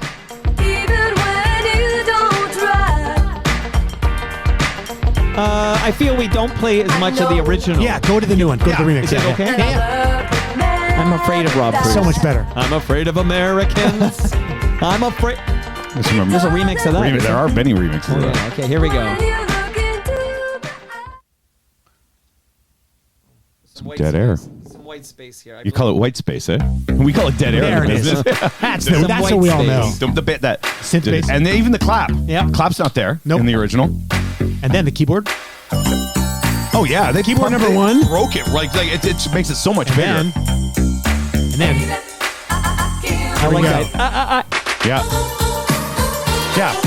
1986, and you're there. So the same year, when was it? So New Shoes Yeah, what's the recorded the story? song in '85. Okay. Okay, it was on an album that did nothing. Like it Yeah. played locally in Portland, Oregon, is where they're from. Okay. And it got some airplay. Yep. And then a label in Holland gave it to a Dutch guy. Okay. And said, "Do the remix." And so this is the story. His name is. A lot of Dutch guys in Holland. They're apparently And that's what I heard. a lot of Dutch guys remix stuff too. Yeah. actually. Also, I believe Holland is not how we refer to that country. It's Amsterdam. No, it is The Netherlands. The Netherlands. In the Netherlands. There isn't like one a state anyway. Yeah, but North Yes. Holland and South Yes. Holland are like. Can I tell my story now? provinces. Oh, we've got to do a geography lesson know. first. Snippy since he buffied on my big elbow I know. debut. Go. So, anyways, his name is Peter Slaghuis. Of course it is. Right? So the label went to him and asked him, he'd been doing like remixes in Dutch remixes for ABBA and all kinds of people, but underground stuff. So they asked him to work on the song. Wow. And apparently he didn't like the song. He said, I hated the song. So I just decided to put a hook over it, change some sounds, add a few samples, and that would be it. He did it in like an hour. He says he was surprised at the success. They offered me royalties or money, and as I didn't like the track, I took the money, which was my first mistake. Oh, so he didn't take royalties. He took a flat fee. He took like $300. He took like Vincent Price did to do the rap on Thriller. Yeah. I Famous bet story. we should collect the greatest examples of people yeah. taking the I money know. instead of the royalties. Yeah, Yes. or vice I know. versa. Wow, so this guy could have been making money right now. Yeah. Well, He passed away. He passed away when he was 30. Drugs. Yeah, whatever. Sorry. No, actually, he was in a car accident. Oh, dear. But the remix is the version we all know with those little voices. It's just cool to know that he took it and made it into that. So in 1986, Yeah. you answer this because you would have been in studios at the time. Yep. What did he remix it on? How did he do it? Would they have sent him the stems? Like because they're the radio station. Would they like they're no, it would be the record label. So the label would have sent him the full.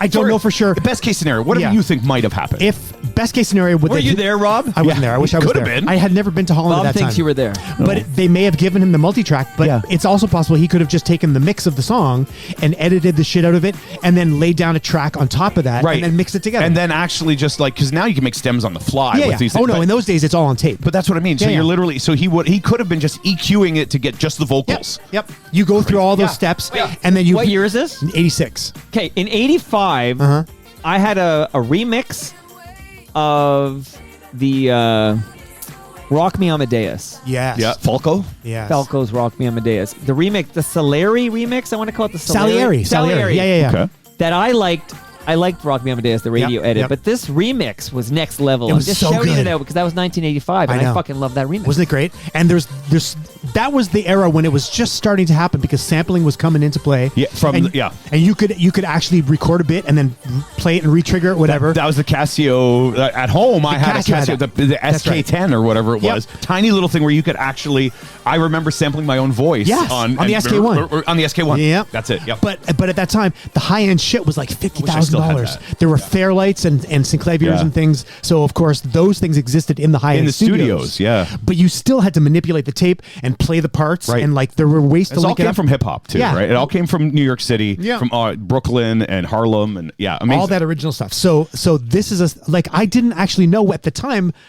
I just knew this was the song. This was the version. Yeah, I so never to did. go Well, backwards. none of us knew That's that great. first original fucking No, existed. No. So Right? it was a Only great people in discovery. Oregon. That was Only the people in song. Oregon And do it. talk about a difference. What a better song that Yep. remix is than Yep. the original. Yeah. And what other? They had a couple other great songs on that album as well. New Shoes. What's it called? Oh, there's like two other singles If it you would comes know. to you would later, know? spit Yeah. it out. Yeah. We'll figure it out. So, you know what? Somebody in the chat will look it up. That's right. Somebody in the chat, give us the discography of New Shoes, because I've known that song forever. Yeah. I love that song. Yep. But if you said to me who sings that song, I don't think I remembered it was New Shoes. I kind of always knew the name because it I'm was at so the weird. point of no return. Was Point of no song? return, that's the other one, yes. But I think what Kevin happened. Costner movie, right? Maybe. Wasn't it? Sure. But I think what happened was Waterworld, when right? this remix became a hit, it sort of set the template for them. So when they put it onto their next album, the rest of the album sort of sounded like this. that. They're like, oh, this one works. Yeah. So much for artistic integrity. Hey, what a great start to our remix That was really good. episode Yeah, here. awesome. Bob Willette chose this topic. Yeah. Because what are you? You're cross promoting your. I'm totally cross promoting my Saturday night show, which I feel is so unique. I actually nobody in Toronto, except for maybe DJ Danny D and the guys on Z103 who do their like lunchtime mixes and stuff, have as wide open a format as I do. Can I do some mixes for you? Absolutely. Oh, that would be cool. 100% you can. Careful, he might bail on you. No, I won't. No, yes. Like we should talk about it. Like if you tell me songs you want, I would just like extend the shit out of them or whatever. I would, no, absolutely. I would love that. I'd love to have my own stuff. I mean, I do some stuff on the fly that's, but I'm not good. I don't have logic, and I don't have like both in my brain and the program. And that would be cool. I was gonna say, yeah. So, anyways, I've been doing it for 12 weeks now. It's done.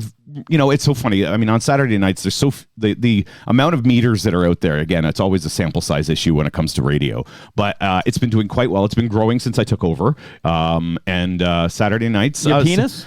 So the amount of meters on my penis. Oh, there's a lot of scrotum talk in my one-man show. I'm good. just letting you know. You have the balls to do that. I didn't say. By the way, I never said my testicles grew. My scrotum grew. I don't know what was happening with my testicles. I was a baby. This is all going to make sense after you hear that on Wednesday. I really can't wait to listen to it. Well, then, this will be discussed on FOTM Cast. My scrotum. Good question though.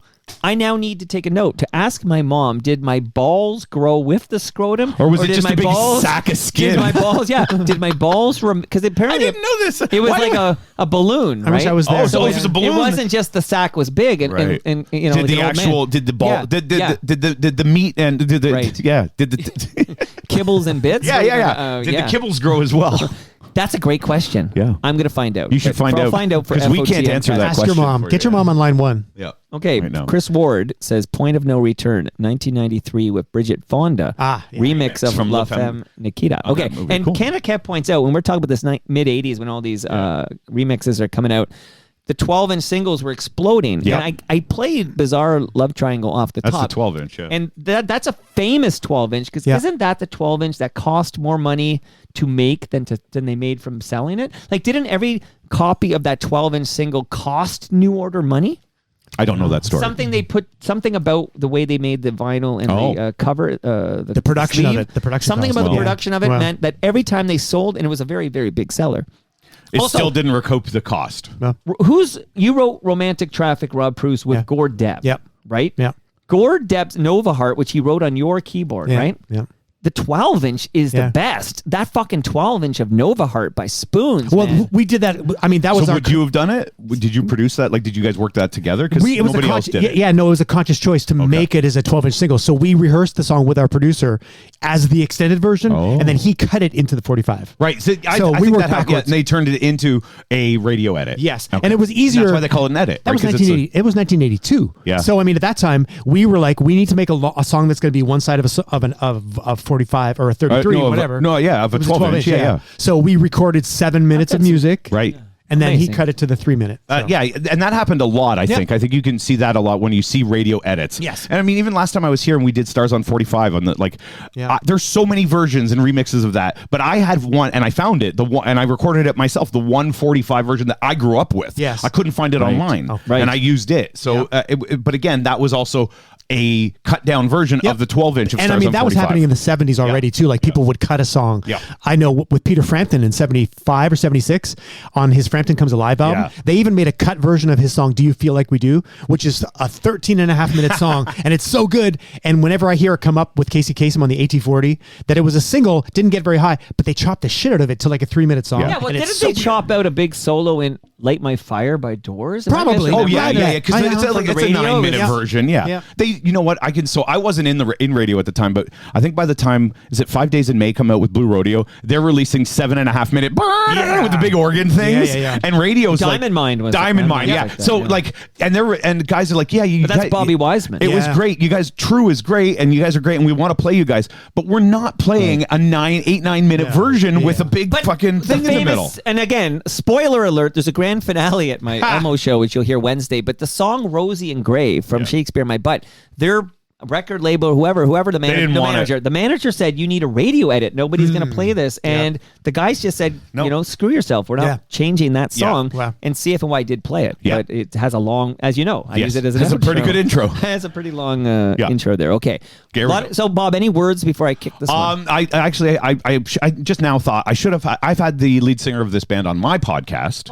Is this? Oh wait, what's my How first? do I know? Okay, so one of them is named name of song _PN, and the other one is Oh, okay. So what do I? artist dash the name of song dash Bob. Is this the country one?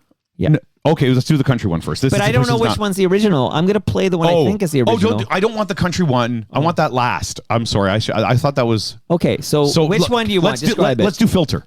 Let's just do That's filter. a real big description there. That's Okay. fine. Let's do filter the original first. Yeah. So this guy, Richard Patrick, brother, was in Terminator 2. Richard Patrick was on really? yeah. His We brother. talked about this because he's an FOB. Right. So this is off their third studio album. Here, we'll listen to it.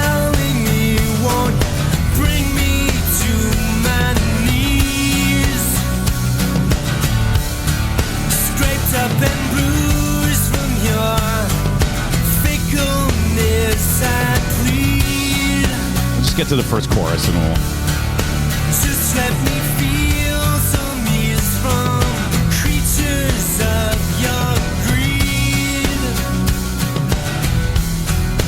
Just let me feel some ease from me.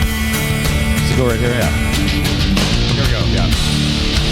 Not so glad I met you. Same guys who did Hey Nice Shot. Really? Yeah. Makes me wanna go. Shout out to Ridley Funeral Home for Bud. Bud Dwyer? Bud Dwyer is the politician who blew his brains out in front of the For press Hey Man Nice conference. Shot. Yeah. That's what the song's about. Wow. Yeah. But this is, so that was, the Hey Man Nice Shot was on Short Bus in 1995. Title of record was the one that had the great hit, Take My Picture. Yeah, it was a big hit. Right. And this is their third album, The Amalgamate, it's called, and it did not do well. This got very little radio play. It didn't play at all on the Edge. It was I was there. It's 2002. I'm at Mojo Radio at the time. Oh wow!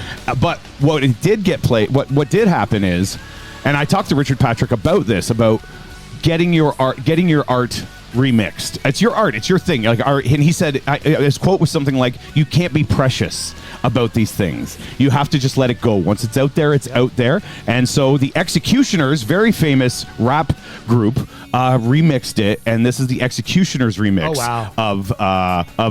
By the way, the song is "Where Do We Go From Here?" Isn't it? So this is the remix that we used to play on Club 102. It's called Where Do We Go From Here? That's cool. This is the remix. Listen to this. Wow, I love it already. Just wait till it's like it's really good.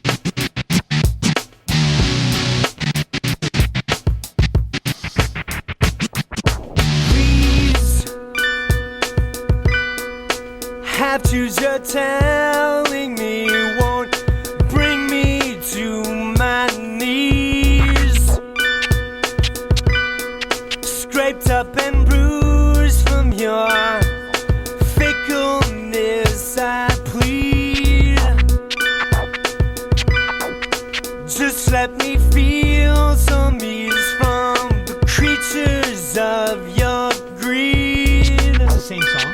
Yes, this is the exact same lyrics, and they're scratching the you can hear them scratching the guitars, and then they put in obviously the high end, like kind of to give it that West Coast vibe. They're, Not so glad I met you. so it's basically his vocals, and they've added some things. Go away. But they're scratching this. So you think it's over When it hits the... I just,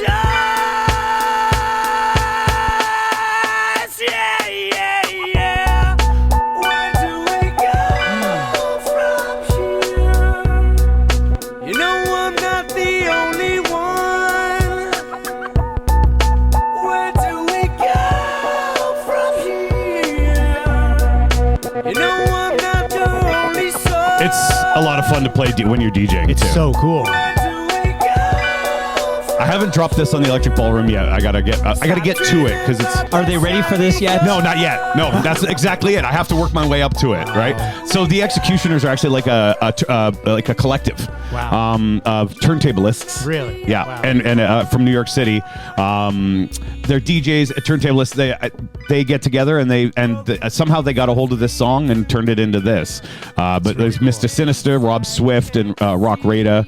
They're not there anymore. But there's a bunch of guys that are still in Executioners, Total Eclipse, DJ Boogie Blind, and DJ Precision. Wow. And they remix a whole bunch of stuff. And they also have their own stuff too. But this is pretty great. And their big song is "It's Going Down," which you would recognize if you're like it's from the same era. It's like 2002. It was a big hip hop song. You just said Total Eclipse, and then I thought of Bonnie Total Tyler. Eclipse of the Heart. I heard they put her in a coma. Yeah, she's not in good shape. Yeah, she's not doing well. Let's hope we're not shouting her out next episode. No, Toast. yeah, no, I hear she's not doing well. So that was my first remix. This one Really came to nice. mind. This one because it's so different from the original. It's really I sometimes different. like it when they're close enough, but just give it a bit. Yeah. This one is so different, and it's weird because it was a bigger. I think it might not be a bigger radio hit. Neither of them were radio hits, but this is a much more popular version of the song than the original. It's really cool because it strips it down so you really get it. Yeah. Like the vocal, right? So, Bob, we talked about this when we talked about Mr. Patrick being on Bob's Basement. Any plans to record a new episode of Bob's Basement? I know. You know, I'm so goddamn been a busy. while. I know it's been forever. I want to. Stephen Page, right? Stephen was the last one, when he was doing his But that's months ago. live from home for Maybe You Should Drive because he was. I wouldn't get it, but he was kind of bad mouthing Maybe You Should Drive, and I was like, I love Maybe You Should Drive. Oh, really? Oh yeah. Well, he wasn't bad mouthing. He was saying it's Shout out to Brian Dunn. It was very unsuccessful compared to Gordon, obviously, but I still love it, and that's the one he worked with Stephen Tintin Duffy Yes, on a bunch of that's songs. right. I love that album. But anyways, you know what? I'm just so busy, and honestly, right now, most of my time, I'm literally practicing DJing right Wow. now because I have a new controller in which I can do so What many. did you say it was again? My controller? Yeah. It's a oh god. Not That's Mackie. a Drake song, Controller. Yeah. No, it's Mackie is the mixer. No, Mackie's the mixer. Yeah, Right. but the mix. But this is a mixer as well. Like it's all in one. The piano in this reminds me of the Succession theme song. Really? It's a Pioneer DDJ. Pioneer, okay. Pioneer DDJ. I have the SR2. Wow. Which is like a mid-level. Like it's not even. This is like a probably. They don't make it anymore. The one I had. I got. I'll give him a shout out. I got from Tom Hall at Nth Degree Entertainment. Cool. He set me up with it in exchange for some mentions and whatnot. Nth Degree Entertainment did my sister-in-law's wedding. They do all. They're Pretty really sure good. Tom guys. Hall was a legendary country artist. Yeah. Tom T. Hall. Tom T. Hall. Yeah, that's. I didn't say it was the same guy. Yes. Tom T. Hall did I Like Beer. Yeah. And but yeah, Tom Hall does it's Nth Degree Entertainment. Tom Hall used to DJ, still does for now for Boom for 97.3. He does all their retro nights. He does all their retro remixes. Never heard and of stuff. Yep. Mike Boom. Yeah. Never heard of Boom. Okay. There we go. That was the first one. I enjoyed that very much because I'm actually not particularly familiar with that song. But I did nobody say is. this when he was on your show. That's what I was going to say. I know we joked about this because in real time, I remember thinking, and I hope this is not a disparaging term, okay? Soccer moms. But soccer moms loved Take My Picture. Take a picture, Take a picture. And I always envision them throwing the CD on in the minivan. Yeah. And then the rest of that fucking sound from that band is going to so blow their heavy. brains out, right? Right. Well, it's like One Thing by Finger 11. Think about the song Right. One Thing by Finger. Right. There's so many or I feel like extreme. we've done this, talked right? about, we The haven't talked Outlier about Jams. We've done this. That's right. Extremes more than words. Yeah. Right. Like that don't sound like anything else they Or do. Mr. Big. Yeah. Mr. Yeah, Next to Be With You. Yeah. I talked to him about that, and actually I saw him live after that. That they were here. That's the reason I was talking to him. He was coming into town. He was playing with Ministry and Rob Zombie. Oh, wow. And he opened and he played like 3 songs and then take a picture, and then afterwards he's like, he goes, now I watch everybody's face go, oh, that band. He's like, that's no, amazing. he he knows. He's very aware Sure, of what he sure. does. Wow. Yeah, he's like, oh yeah, that's us. And then they ended with Hey Man, Nice Shot, which was amazing. Amazing song. Okay, I'm excited to Do it. kick out my first remix Do jam. it. You guys ready? Oh wow. Yes. The original, everybody. It's from the album called Crystal Castles, so 2010. This is Crystal Castles. These vocals are by the member of Crystal Castles, Ethan Cath. So this is a cover, obviously. Yeah, we'll get to that.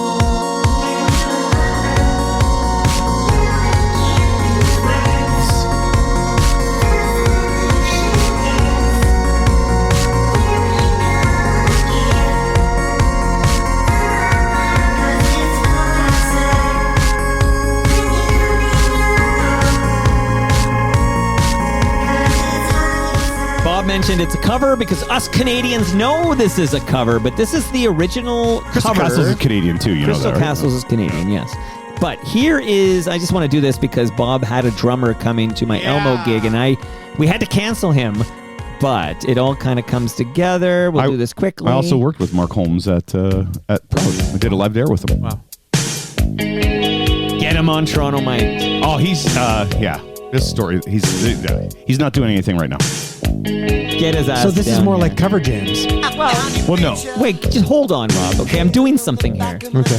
Haven't I earned your trust yet? No. 1,900 episodes, Rob. Not my first I rodeo. love that Crystal Castles version. I've never headlined at the Elmo, but I've recorded a podcast or two in my time. You sure have. We could never be friends. Fascination ends. Here we go again. I love this. It's so Platinum good. Blonde I love song. Platinum Blonde. This album is amazing. When you coming home? Mark actually told who passed away. The guitarist. Kenny. Yeah, Kenny Yep. passed away. Yep. And Mark actually told me that he regretted. Kenny always wanted to get the band back together. Wow. When Mark was DJ MRK at the Mod Club, and Yeah. he was doing the whole Mod Club thing. Oh, didn't he own the Mod Club? Yeah, Yeah. he did. Yeah, he was one of the owners of the Mod Club, and we did the Mod Club, the Mod Night there, and everything. And he actually, after Kenny passed away, he felt really bad. He was like, because Kenny always wanted to get them back together, Wow. and he didn't do it until after Kenny passed away. So this is the big jam we heard on 680 CFTR and other great stations in Toronto. Platinum Blonde's Not in Love. Crystal Castles covers it. You heard it off the top. Let's bring this down and play because you guys might not know this. At least Rob might not know this, but there was a fan of that Crystal Castles cover of Not in Love who asked the guys if he could record a remix of the song. Yeah. Let's listen to that particular remix right now. Also played on the Electric Ballroom. Yeah, this is so good. Because it's fucking amazing, Bob It's Willette. amazing. I know. Love it so much.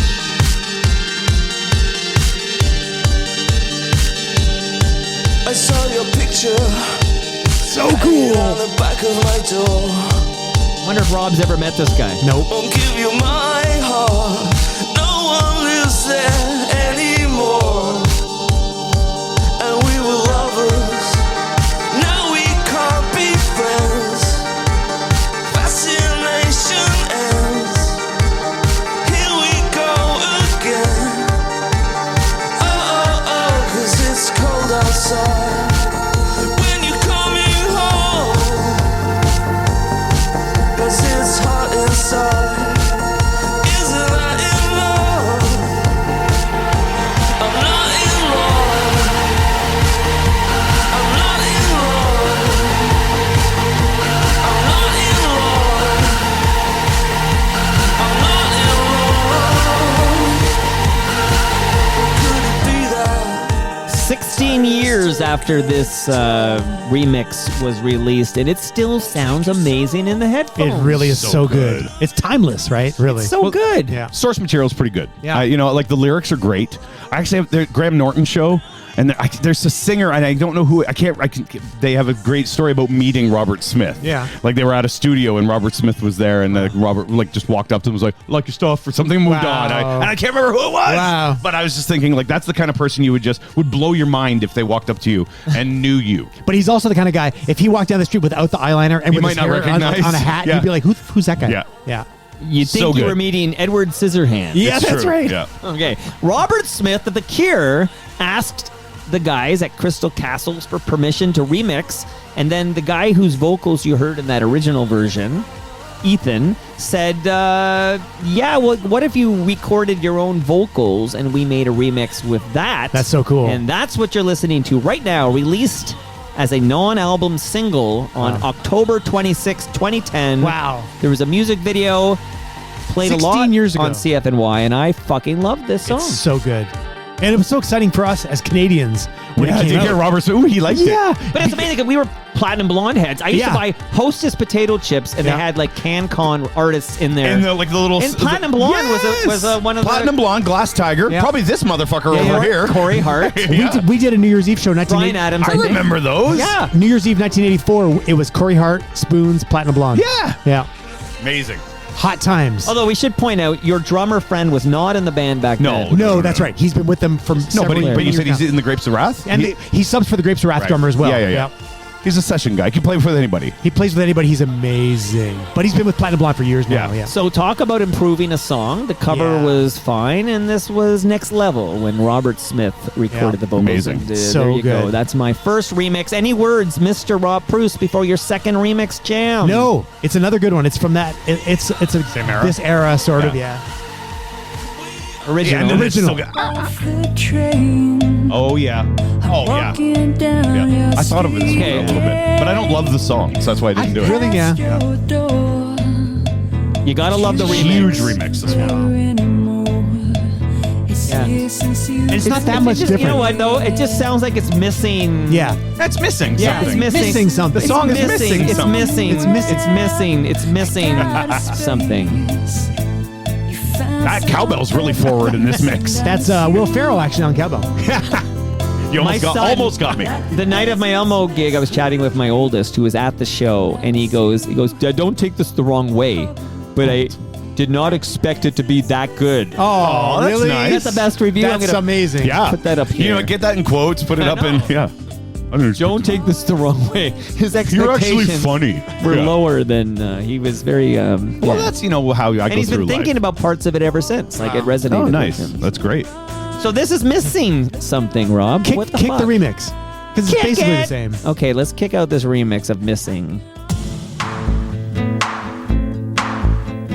It sounds like a Genesis song. Well, they changed the cowbell to whatever that Yeah. noise is.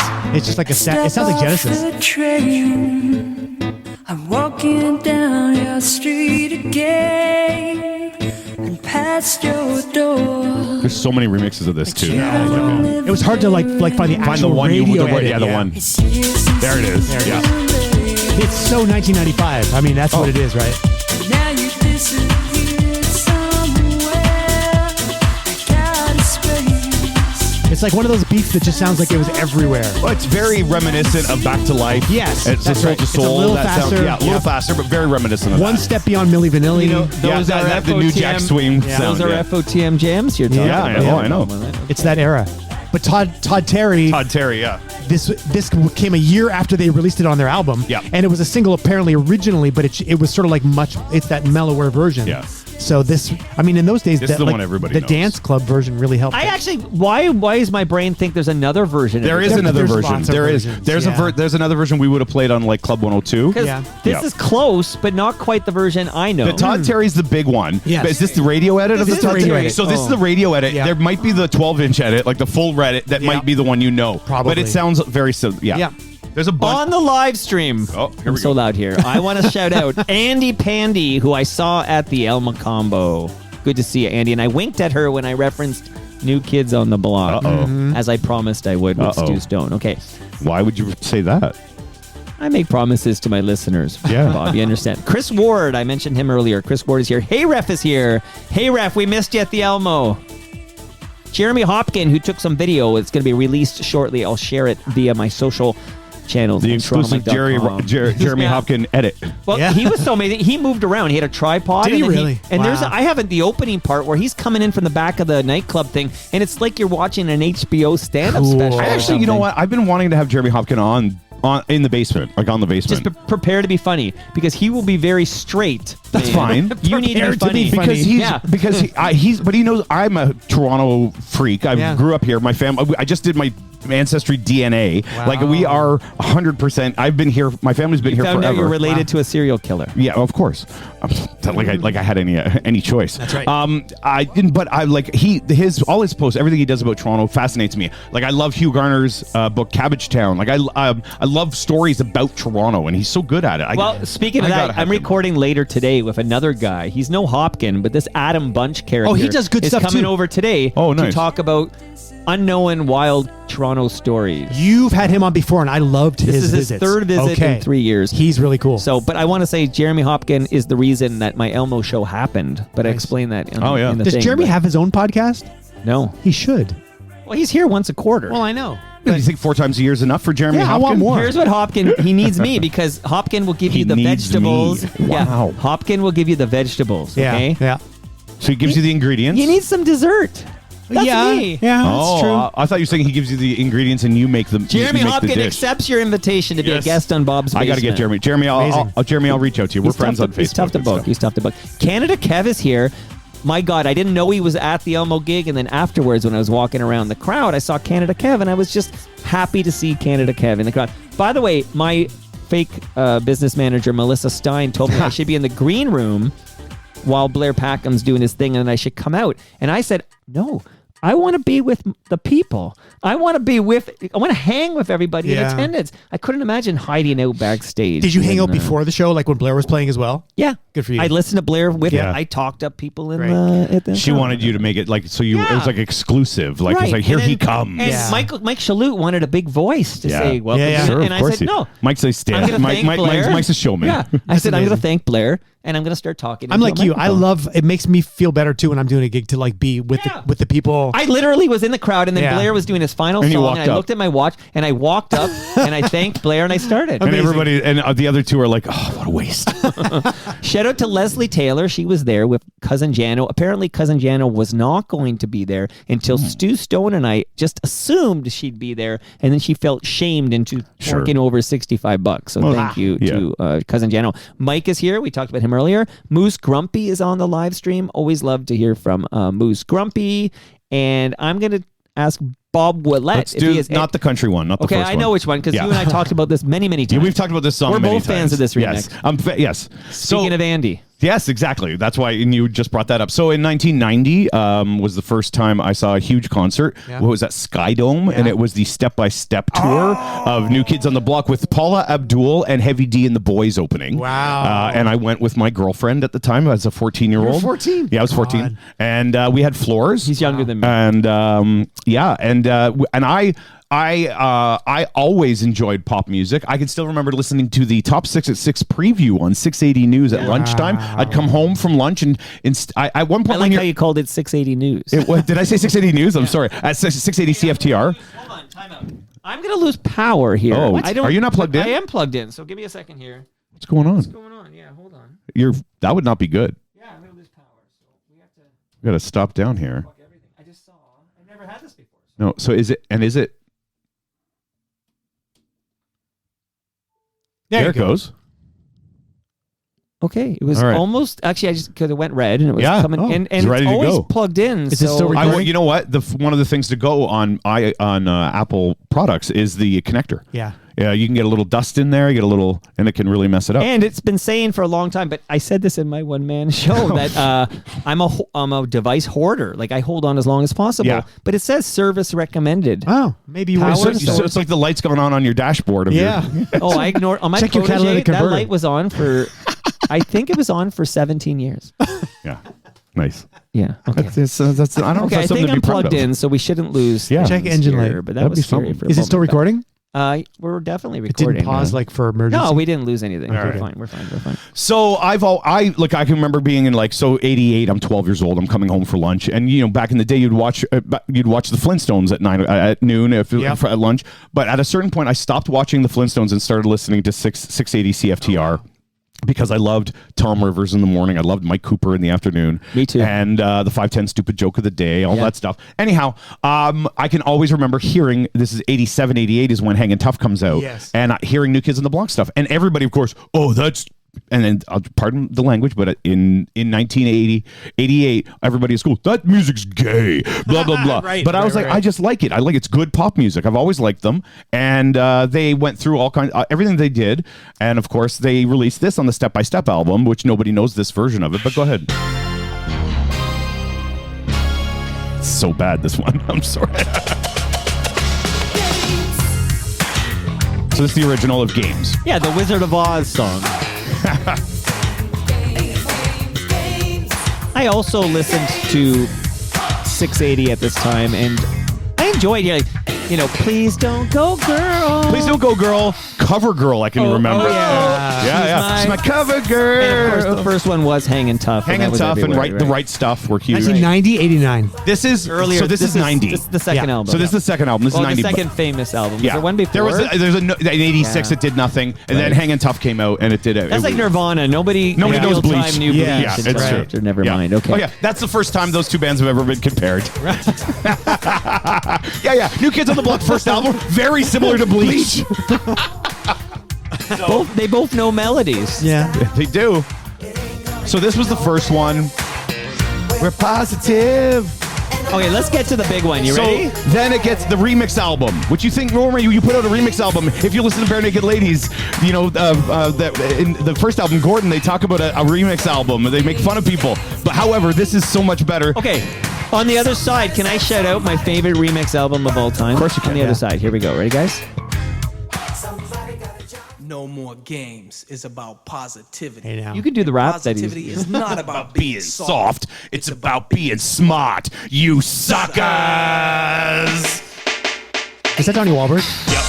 He was in my house. Yeah, that's right. Good luck. He was in town recently for that stuff. Was he? He films here a lot. Well, Andy went to Stockholm. I'm not. Yeah. I can see her reaction on the chat right now. She's very happy. Get in there. Okay, there she is. Here we go.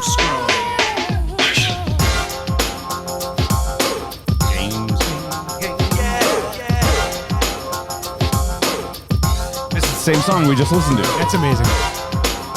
Again, a lot of high bells, eh? In the remix. It's all those high tambourines and Yeah, it's cowbells. got that Belle Biv DeVoe vibe. Yeah, Totally. Same era. Yeah. Poison. Yeah. Well, I mean, Maurice Starr, all those guys, DJ Freeze, they're all like, you got Boyz II Men, Belle Biv DeVoe. All of them. New Edition. Yeah. They all came from that. Maurice Starr is all the middle of all that. It's a little Young MC, too. Young MC, yeah. Wouldn't last too long. We're going to lose Canada Kev with this one, I think. I think it's a good remix. I don't know. I'm with you. It's a great remix because this song is good and the album cut is boring. Yep. I'm with you. And the video was huge. The video was huge on this. I was at the Budweiser stage for Paula You Abdul. saw. You were. and I would have gone to Kids that on the show. Block. Yeah. I was there. Okay. Think of what we gotta hear. This is one bit. Oh, Here we go. CNC Music Factory did most of the remixes on that album. that I you believe referred this. to. Yeah. Yeah. That's one of them Freedom. is dead too. Freedom. Yeah, Freedom Williams. That's it. Yeah. Yeah, okay, so my favorite remix album of all time is Vital Idol, which was a remix that was album good. of Billy Idol's Yes. greatest hits. I remember that.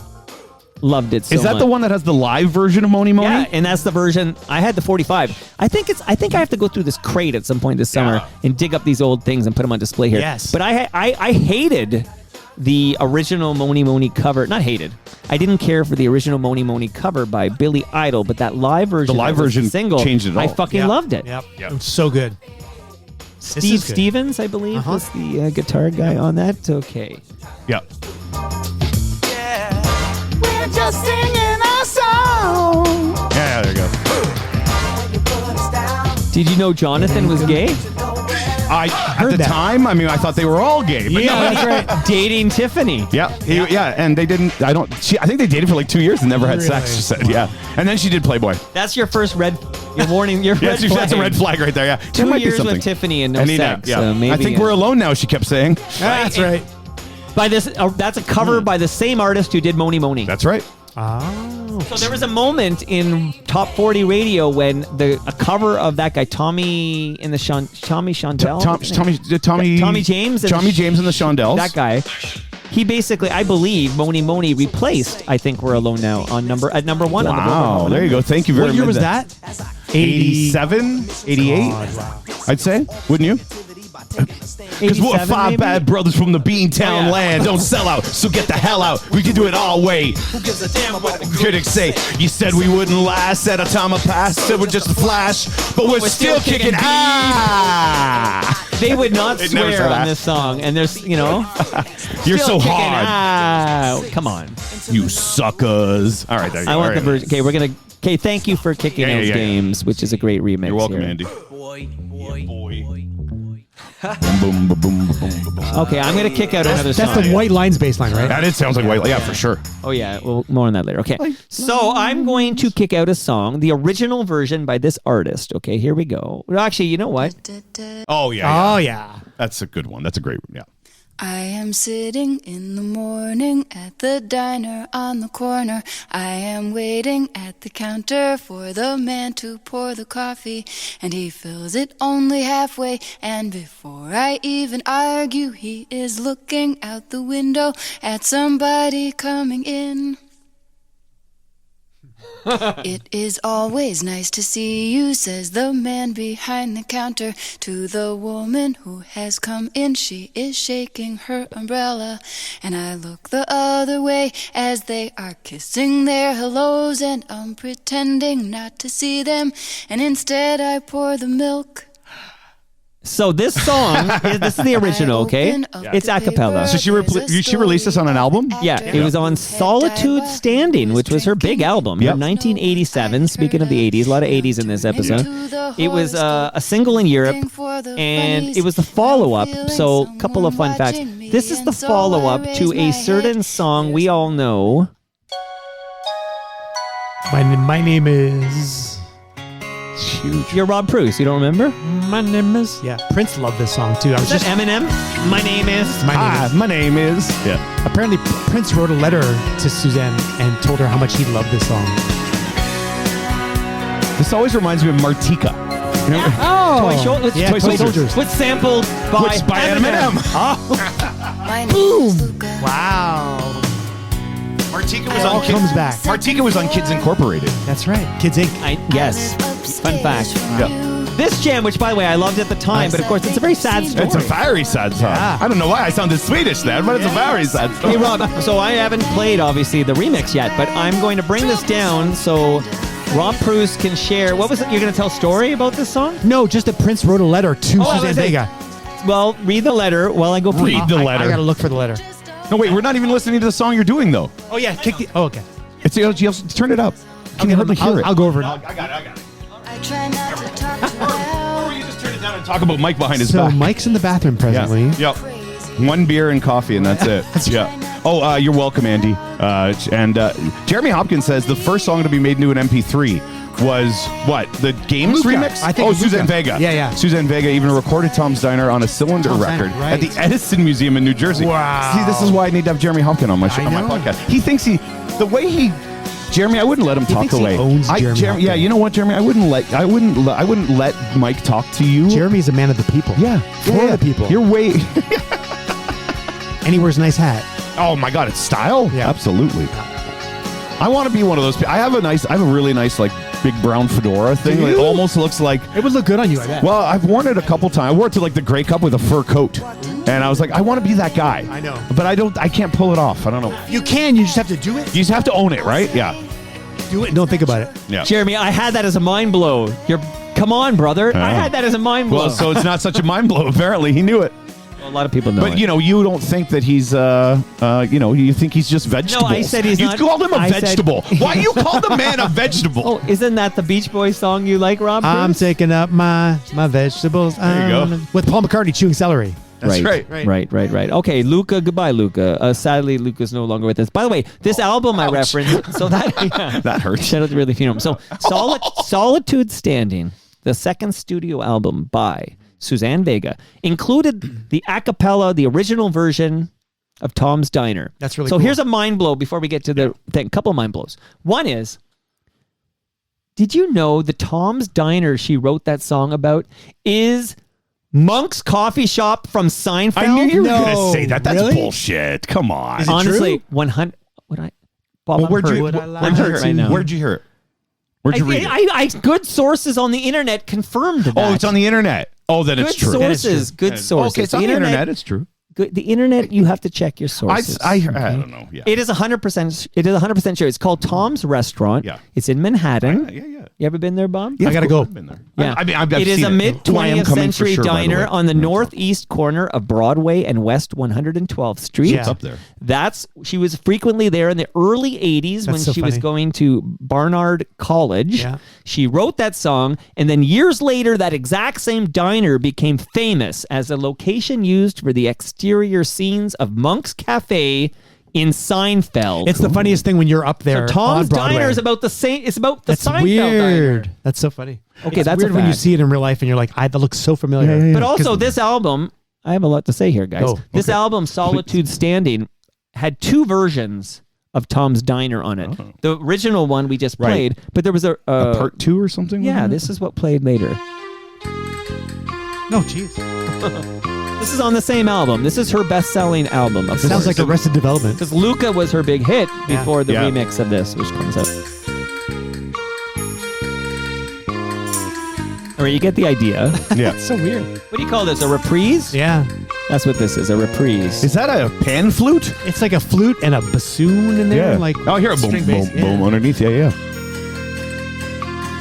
Okay, let's get to the fucking remix. Let's get to the remix. I like the empty room vibe, echo, or reverb on it.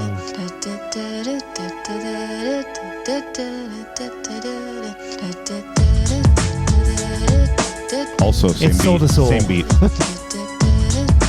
Back to I remixed it, or I've done it on the extra ball Have for you? sure. Oh yeah.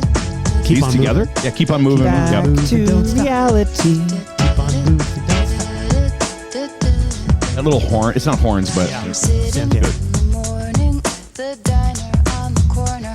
I am waiting at the counter for the man to pour the coffee, and he fills it. Did He she could have been release pouring. this? He could have been pouring that coffee for George Costanza I know, and or Jerry Seinfeld did- and Elaine Bennis. Did she And do maybe this even remix Kramer. herself? no, DNA did it. So what else DNA. did? Do you know what? So- Anything else DNA did? DNA, which by the way is a British producers, Wow. they did this in 1990. Okay, that's Yeah. DNA, and DNA also. Yeah, I was gonna say. I think I know a couple others. What else have they done that we might know? Well, I'm glad you asked. I thought Yeah. you'd never asked. Yeah, okay, nothing else you've heard of. Okay, Shocked by Kylie Minogue. Oh, okay. Do you know Shocked by Kylie Minogue? Not really. I mean, no. I mean, I really only Sharon know. Red had a song called "Can You Handle It" that they remixed. You might know that one as well. I don't know it actually, but All right. "Can You Handle It" and "Shocked" are a couple of other bigger ones. There's a group called Tongue in Cheek. They had a song called "Forget Me Not" with a dollar sign Not at the Patrice end of Russian. not. No. No, not Forget Me Nots. And one lad, their final hurrah in 1992 was "Summer Breeze" by Jeffrey Williams. So Okay. this is So their this is big their thing. biggest hit. So this is it. Yeah. Okay. Yeah. Never mind. I mean, they did do nothing I heard of, but they did Vanessa L. Williams, "Running Back to You." Okay, but bottom line is, this is the one we're talking about. It is Yeah. DNA remix of Suzanne Vega's "Tom's Diner." Great remix. Took Suzanne Vega to a whole new audience. Totally. And it fit right in with the sound of the song. Also, it means big we time. can't talk about her as a one-hit wonder now. Yeah. No, She's not got at two all. hits. She has two right? hits. Yeah. No, she does not. Okay, Bob. She sees her own. No, Rob. Actually, no, it's Robert. Rob, this it's is the the other one. Rob. Okay. Oh, yeah. So this is the one I originally had. Yes. And then Rob chose it, and Okay. I realized it belongs to Rob for reasons that will become apparent in a moment. Okay. Okay, so I'm just making sure I play the right version. Hold on here. There's the names are very similar. I needed to do a better job. Stand Saving? by here. Jeez. Oh, I hope I don't jeez. blow this. I think okay. I sent it in the order. I don't know if you loaded Well, let them me in. listen, and I might have to shut it down. Hold on. Okay. Let's make sure I didn't screw this up. Okay, I'm on a roll. I'm on a It's time to roll. go It's time to solo. go solo rolling. 5.0. Where's your remix of with Vanilla my Ice? ragtop? Because the original's so Nope. good. No, I know what's going on here. Okay, that's Can you name that song in one? Yes, I can. Yeah, Yes, I can. I know. Yes, 100% I can. That's the original. The album version? Yeah. Yeah. Open the album too, which is so weird. Yeah. Right.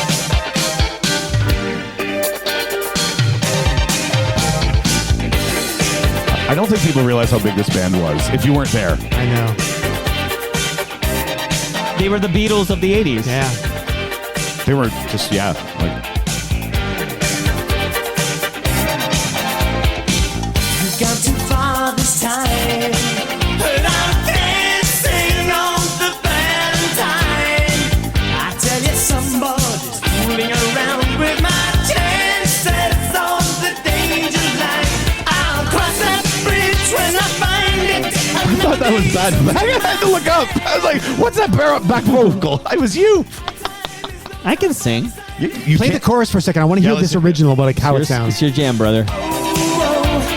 Why don't you use it? Try not to bruise it. Buy time, don't lose it. Why don't you use it? Try not to bruise it. Buy time, don't lose it.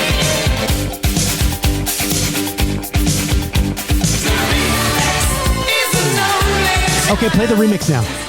You know, I once choreographed a breakdancing routine to this. Did not you? this. The next one we're gonna play. Yeah. Play the play the ready? hit. Wish I had footage of that. Yeah, me too. I love the beginning.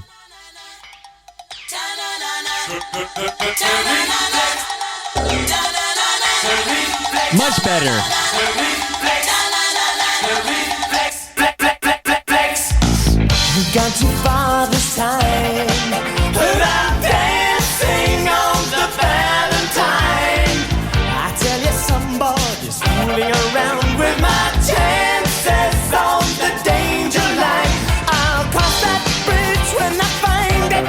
Another day to make my stand. Oh, high time is no time for deciding if I should find a helping hand. Oh, why don't you use it? Try not to bruise it. Buy time, don't lose it. Why don't you use it? Try not to bruise it. Buy time, don't lose it.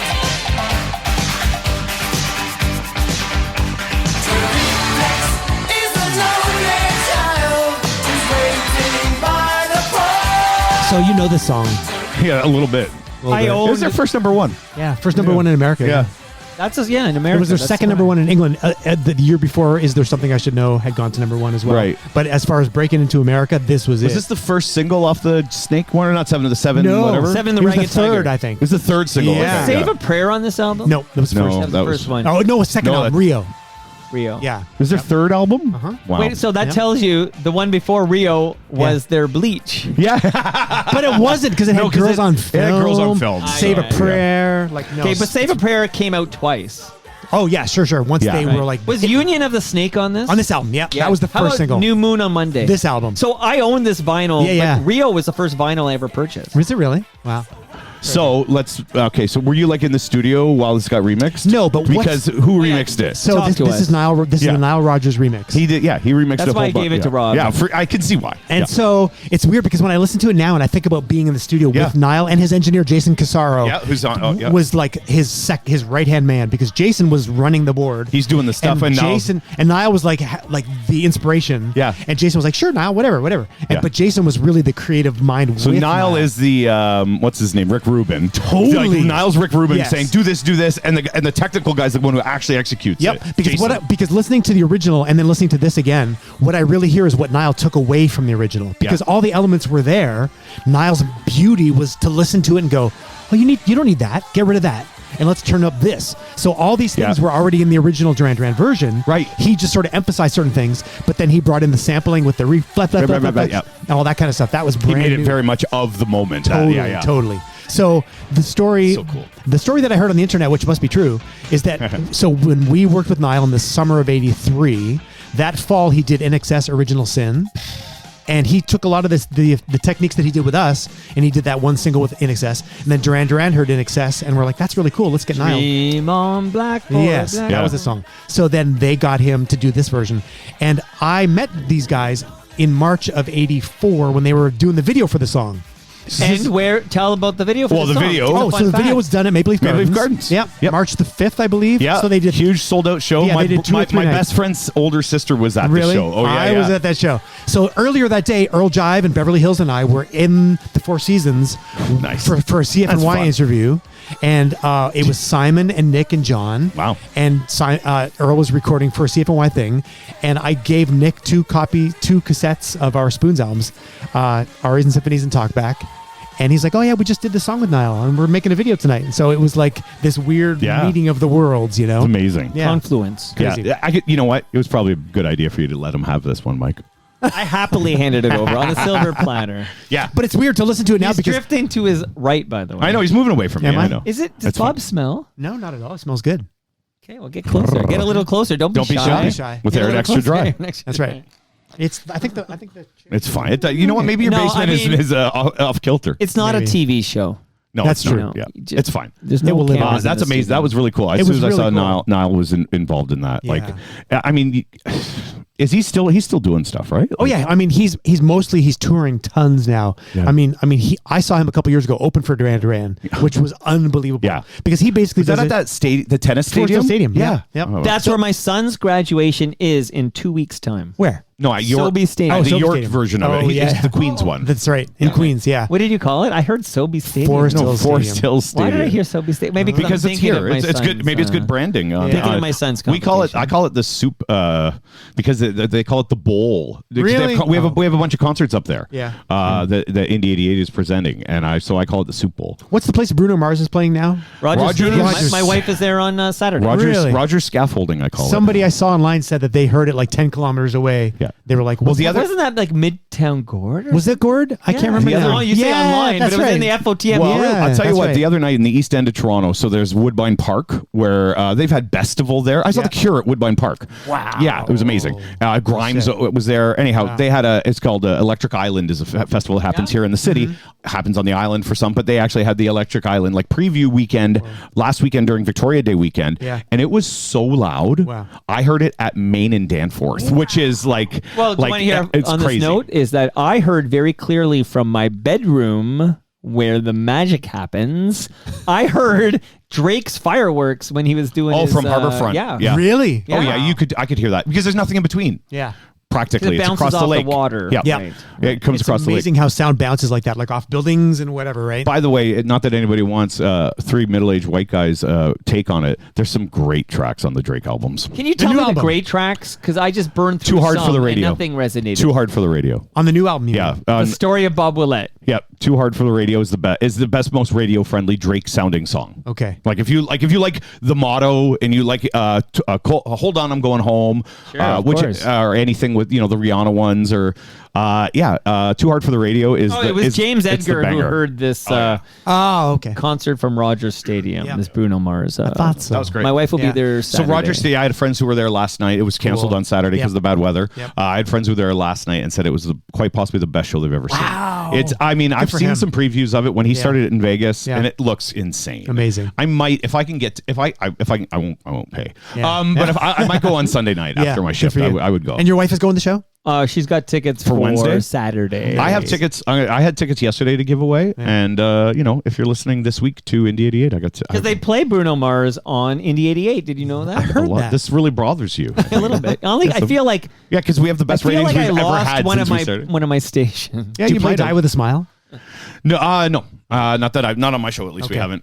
Yeah, you know what? I get it. I understand, but you know what? I also See, understand. you're too close to it because you are employed there and you love what you do, and you and don't I also ever control the I music. know the business is I you know. couldn't keep splitting that small piece of the pie with the edge. But as a listenership, we lost something that was different. But it's still now different. everything's the same. No, it's not. It's very similar. Who else play? Does anybody else play Mother? Does anybody else play? But you know what I love about Born your- Ruffians? Yes. Does anybody? We I play love all that that band. shit still. But you know we what I just love? happen to You just also. got to go through some Bruno Mars. You got to listen. Yeah, you know what? You got to listen to the stuff that everybody likes. To But listen you to guys, stuff. you have to remember back to Top 40 when we were kids. We played everything. They played everything. They played everything all the time. I always think Yeah, about but that. top 40 is top 40. Yeah. Yeah. But unfortunately, the world that we live in now has Like, I mean, expanded so much that indie, there's no such thing as indie anymore. Everything is mainstream. Because if 100,000 people love something or 100 million people love something, it has the same effect on you as an individual. Look, I understand. You know what Like I mean? our purpose is different. Yeah. Radio's purpose. You has guys play a changed. good variety. That's what I love. But listener Bob would not love the direction of Indie 88. I haven't you been- mean but 15-year-old That's not Bob. fair. Yeah, No. that's not fair because I haven't been listener Bob for 20 I know, for I 30 didn't years. say it was fair. I'm Yeah, just yeah. saying if you didn't work there That's- and you I were a can't- listener, that's- you'd be disappointed in the direction. That'd be like me saying to you, if you didn't do this podcast,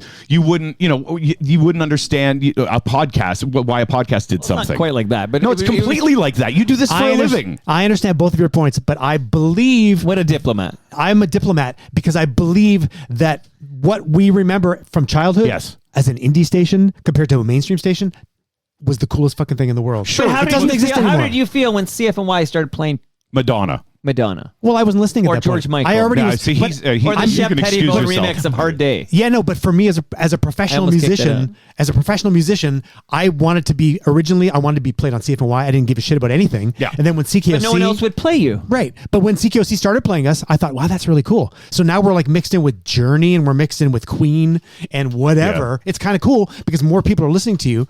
But I remember when Tears for Fears went to #1 on Billboard Top 100. Sure. And I was a little disappointed because I was like, Was this it is Shout? What was it? Shout? It was Shout. Yeah. Or Yeah. was it Everybody Wants to Rule the World? Yeah, One of might those. have been Yeah. Yeah. I know. But I remember being a Songs little from the Big disappointed because they were my CFNY band. They were for cool. 5 Yeah, years. yeah. I was like, fuck, now everybody knows who they are. This is when Modest Mouse went big with Float On. or Yeah. whatever. So you grow up and you have to realize as long as people love your music, it's not taking anything away from you as an individual. So like what Indie 88 does is they play the coolest range of shit from our olden days to the modern stuff. Do I think the programming is perfect? No. No. But that's not my department anymore. You're in the business of making money. I'm in the business. No, see, now that makes me sound like a sellout. I'm in the business of making entertaining radio and whatever that might But be. you talk between the songs. I do. Yes. That's But you entertainment. don't choose the songs. I don't anymore. We've been no, very clear about that. I Right, used right. to. Right. When I was at Proud FM, I made radio that I was proud of. That's no pun cool. intended. Yeah. And I made sure we played music that I thought fulfilled a wide variety. And I think we do. Look, you're right. Is it perfect? No, but nothing's going to be perfect. No. Radio's again, it's Marshall McLuhan all over again. It is the medium is the message. Radio's job has changed. Yep. And so for guys who are in their 50s to say, I feel like, and people get angry that the station No, has I'm changed. not angry. No, you're not, but other people But if are. you weren't on the station, it would no longer be one of my 6 presets. It's that different from what you. It's- So what it's were your just dramatically different. So what are your other? So I'll okay, tell what are you your them. I'll tell you. 5? Okay, I'll give you them all. Okay, and I'll try to go in order. Yeah, no. That's how I like to have them. Okay, so Indie 88, Yeah, CFNY, yeah, because they play all the stuff you 102.1. love still. Boom is on my presets. Yeah, they play stuff you love, just the stuff you love. Q107. Also, only play. It's all the same music, man. Hits 97.7. Okay, they play new rock, but you're gone when that plays. April Wine plays on there. I need to hear that Glorious Sun song about being Oxycontin, addicted to Oxycontin. Yes. What's that called? That's I fucking love that song. that album's amazing. Young Beauties and Fools is amazing. When that song, and now my youngest has got into it, but it's funny to hear her sing the line about Oxycontin. Who is It's that? like, It's Glorious Sons. Glorious Sons, Young yeah. Beauties and Fools they call is it the amazing. tax man. I lost my job and I got hooked on Oxycontin. They turned the It's called lights off. sawed-off They took shotgun. my car and Yeah. I bought a sawed-off shotgun. Wow. Yeah. All right. Yeah, so that's anyway, fine. Those are all a fine big, radio That's a big stations. 97.7 jam. Huge. Over there. Okay. I think that's in 99.1 because I listen to a lot of CBC Radio 1. That's my presets. Yeah, that's good. Yeah. So you're saying something else. What would be there if it wasn't 88.1? 94.9? You can't get it here. Yep, I can get it here in the car. I can get it. I think most of the I time can't get it in the East End of Toronto anymore. Okay, well, I wish. Well, I have to check. I like if can those get guys. that I like and my listen, you're boys. still hanging on there because I know on the weekends is the only time I'm ever in the car. Yeah, I'm there on Sundays, and I but- might and- hear. and I might, and Saturday I always nights. say, ask the kids because I'm in the car a lot yesterday. Yeah. I say, oh, that man will be in the basement tomorrow morning. That's what I say. I think if kids are listening to your station, that's the coolest thing because they're hearing the music they love. Listening to the station. Yeah, that's the but thing. that's what I mean. We want So them to when kids continue listen What to kids you, are listening to radio? a lot. Wait, with their parents in the car. Yeah. All With their parents in the car. Yeah, not on their own. but Although, if- actually, that's not Because true. Jarvis has a Spotify playlist where he begs us to connect it Bluetooth to the radio. Really? Because I like Yeah. to flip the radio station. Sure. Yeah. Because I'm old. Sure. Yeah. Look, yeah. If kids listen to indie though, and they're going to hear somber, they're going to hear the shit they love, and then they're going to hear Frankie Goes to Hollywood. Yep. I'm like, this is fantastic because they need to know that this exists. Anecdotally speaking, Yeah. there are a lot of young people listening to the station, Good. more than we think, Yes, more of than course. more than the numbers play out. Yep. I think again, we're never going to be what we were. Of course. The business in general, Yep. it's never going to be. And so I'm part of an era right now where it's very much in flux. Yep. And I think the place where I am is doing one of the best jobs, and that's not just because I'm there. Yeah. I think they're doing one of the best jobs in making those adjustments. And I, blow my own horn. I also think I'm doing things that nobody else does on the Yeah. radio. Saturday nights. Saturday You're nights also is not one. targeting 51-year-olds. Yes, we are. Oh, you are? Females like 45 plus. Yeah. New Kids on the Block. Oh, you're not. Okay, you're not targeting 51-year-old Not to be. males. No, males are definitely not. Super masculine guys like me. That's the biggest laugh of the day so far. As I said it, I started laughing. No, you know what? I mean, we're basically like a 50-50 split, but yeah, we would like to get a few more listeners from CHFI. Let's be honest. A few more female A listeners. station that's never been on my presets. No, but it's also the #1 radio station by a No, I know, mile. I get it, but I don't think any 51. I'm not saying any. Yeah. But it's not that they're not targeting 51-year-old males on No, CF. but you know what? Michelle Butterly, by the way, lives down the street. She's lovely. She's very good at what she does. She walks Gracie. I see her. I walking heard Gracie her all the time. on Chime FM in Kitchener while I was driving around. There you go. Wow. Okay. Because they got her doing shows all across the country. I like the radio talk because We're such nerds. I know. This is so inside baseball. Sorry. Again, 4 kids, so this is a small sample size, Yeah. right? But the 24-year-old and 22-year-old have never had a favorite touch radio. No, never had a favorite touch it, radio yeah. station. No. And unless they're in the car with me, the 12-year-old and 10-year-old don't listen to any radio. No. The 12-year-old is recently become obsessed with Spotify. I don't even have a Spotify account, but his mom got him one. And the 10-year-old just she really likes Taylor Swift and stuff, but she's not listening to the radio. But again, when I'm driving, like I was on the weekend, I preset until I don't. And again, unless you're talking, I avoid all talk. Like once I hear best of, Except unless it's on CBC. Who's the morning show? Well, that's different, yeah.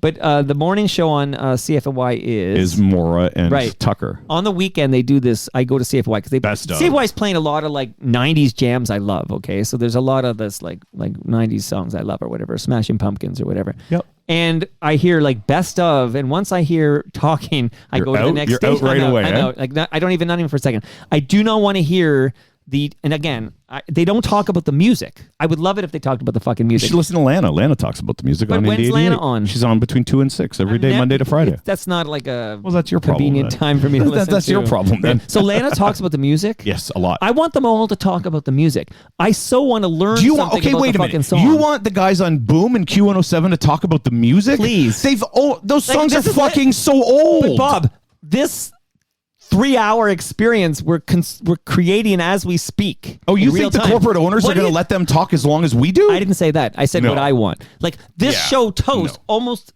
exists because it's what I crave. Yeah. I want 3 people who know a little bit or a lot to sit down and when they play the great, song, yeah. talk about, because I have a fun fact about the Reflex, because it was my song before Rob Preuss took it from me. And I was going to share with you the fun fact that, and I've said this before, Yeah. but Bruce Springsteen has never had a #1 hit that he sang. Right. Okay. He wrote a song, Blinded by the Light, Man for Man Band went to #1. But Bruce Springsteen's biggest hit is Dancing in the Dark. It peaked at #2. Because 2 songs blocked it from getting to #1. One of those songs he's saying it right now. is Prince's. Sit down over there. What are you doing? Get on the mic. He's leaving already. Yeah. Prince's When Doves Cry. Okay, This might be the it's longest show we've ever done. it's no bat dance, but Prince's When Doves Cry is a pretty good song. And it went to where is #1. the Batman? Right. Wait till Wednesday when I drop the Toronto Mike listener. What did I call that again? Listener Toronto Mike's- experience. No, it's called the social experiment. Social experiment. Okay, so the other song that blocked Bruce from getting to #1 with Dancing in the Dark was The Reflex. is alone. Okay. There you go. So we're on to Bob's last jam, right? Yes. Bob and I had a Apparently. big radio chat. Yeah, we did.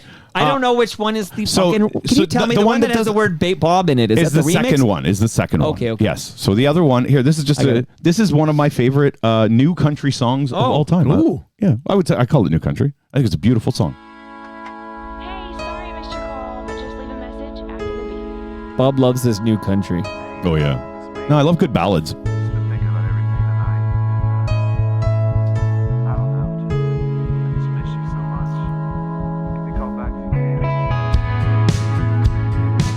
Oh, This I love was a big this hit. song. Great This was a song. big It's a hit. remix? No, this is the original. This is the original? Yeah.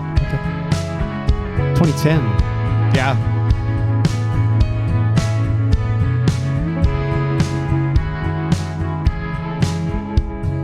Picture perfect memories scattered all around the floor. I always try to play different styles of things. Love it. Gotta mix it up, that Reaching guy. for the phone 'cause I can't fight it anymore. Can you get Nile Rodgers on Toronto Mike? And I wonder Probably. if I you ever want. That's funny. cross your mind. I'm surprised it's taking you this long to ask. For me, I would've been asking ages ago. I know my limitation. all Yeah, that's the true. time. It's a quarter after one. I'm all alone and I need you now. Said I wouldn't call, but I lost all Bob, what's this band's control. name? Lady A now used to be Lady Antebellum. Right. Yeah. They're like the Dixie Chicks. They had they to had to rebrand. Yeah. I love a good song about unrequited love or breakups or like I just love a good heartbreak song, and I've always liked this song. And It's a great song. so the next thing I'm going to play actually starts with another song. So what it's Wait, who's is another person? Yeah, there's He's two the other people. guy in the band. Yeah, I there's- don't know if I ever went this deep into the song. really? This is a great song. Keep listening. But It's where do good. they play this? I'm not hearing this in the wild. You would have heard this on CHFI. Yep. Back in the day, you would have heard this on 2010. all the country stations. Chum? Yeah, probably, Chum FM yeah. would have played this at the time in 2010. Marilyn for sure. Dennis might have spun this? Yeah, for sure. In fact, I bet you, Lady. You know she's retiring? Yeah, I've heard that. I bet you, Lady Antebellum might even have been on the morning show I with bet those you guys. they Yeah, were. I feel like it. That's because the country people are really good at doing radio. They understand how important radio is in their world. Josie Dye and Jamar McNeil, the next morning show in Chum. Is that confirmed yet? No, Is that your prediction? no, What do you think? I don't know.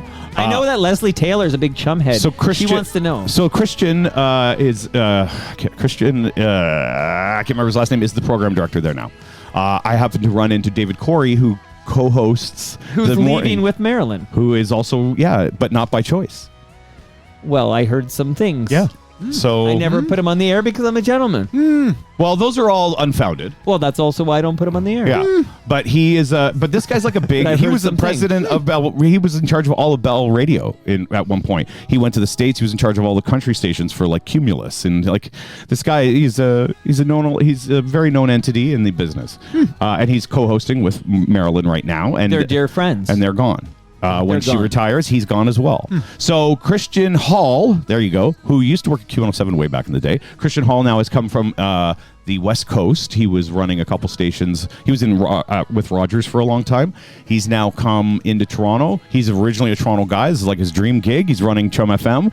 And there's talk of like that he might want to bring his own morning show in. I don't know. I mean, Josie is the logical choice. With Jamar. With Jamar. Yeah, Josie with They're Jamar. both FOTMs. Yep. That's the logical choice. There you go. You're telling me that's not a slam dunk. No. Rob's like, what are we talking about? That's I'm okay. digging You're not it. a Toronto guy. This is very inside I like baseball, it, as But you I'm would say. interested in this. Yeah, no, I've heard it's. I look, and When is the last day of and Marilyn? Josie is a friend, so I'm not. I don't want to say I'm like She's lovely. starting rumors. I would consider Josie a friend of mine. So, but and this is all just rumor mongering at this point. Is I don't know that that's a slam dunk, as from what I've heard. Stay tuned because on Rewinder with Blair Packham, Yeah. we never did do that part. I need to do it now, and then we're going to play your remix, Bob. Yeah, We got to thank Blair Packham because 24 hours notice to be the opening act because Rob Preuss was buffying his ass off. He jumped in. It was amazing. amazing. And he was, and if you go to my YouTube, the Toronto Mike YouTube channel, Yeah. you can listen to the Blair Packham set. I listened to it. It sounds amazing. Yeah, it's so good. And He's he amazing. pretended to be you at some point. He didn't play Romantic Traffic though. You know what? That is my one grievance. I'm going to file a grievance. With Did he Blair play? Did he Packham. end with Last of the Red Hot Fools? No, that was his penultimate jam. Okay. Yeah, I would imagine. Yeah. But that was a big one. Yeah, Like, so people it's a were like, huge one. "Oh, I know the song," and I had to tell somebody named Jane. I said, "Jane, Yeah. that's his song. Yeah. He's not doing a That's cover not a cover. right now. He wrote I've it. been a fool. Because he did that Jules Shear cover that. You're looking at me like I know. I'm what looking you're at you. I know. Because you're supposed to. Cyndi Lauper. Do you remember my connection to the last of the Red Hot Fools? Remind us, and then I I'm going to played kick bass on that song. But the version we hear on CFTR, Yeah, on the record. Sharon On the Taylor, record. the version Sharon Taylor would play on CFTR. Yeah. You're playing the bass on playing that. the bass on that. That's fucking Synth mind bass. blowing. Yeah, I know. Okay, Oh, wow. Bob. Any words before Okay, the remix? so here's what I did. So this is from my very first mix I did on the Electric Ballroom. This is me playing the end of the song is it's Robin, Yeah. and then there's a little ID, and then it goes into the remix that I like to play. That's I just why want you to Bob hear is what in the title. I just want you to hear what it Okay, sounds I like. haven't So there you listened go. yet. Okay.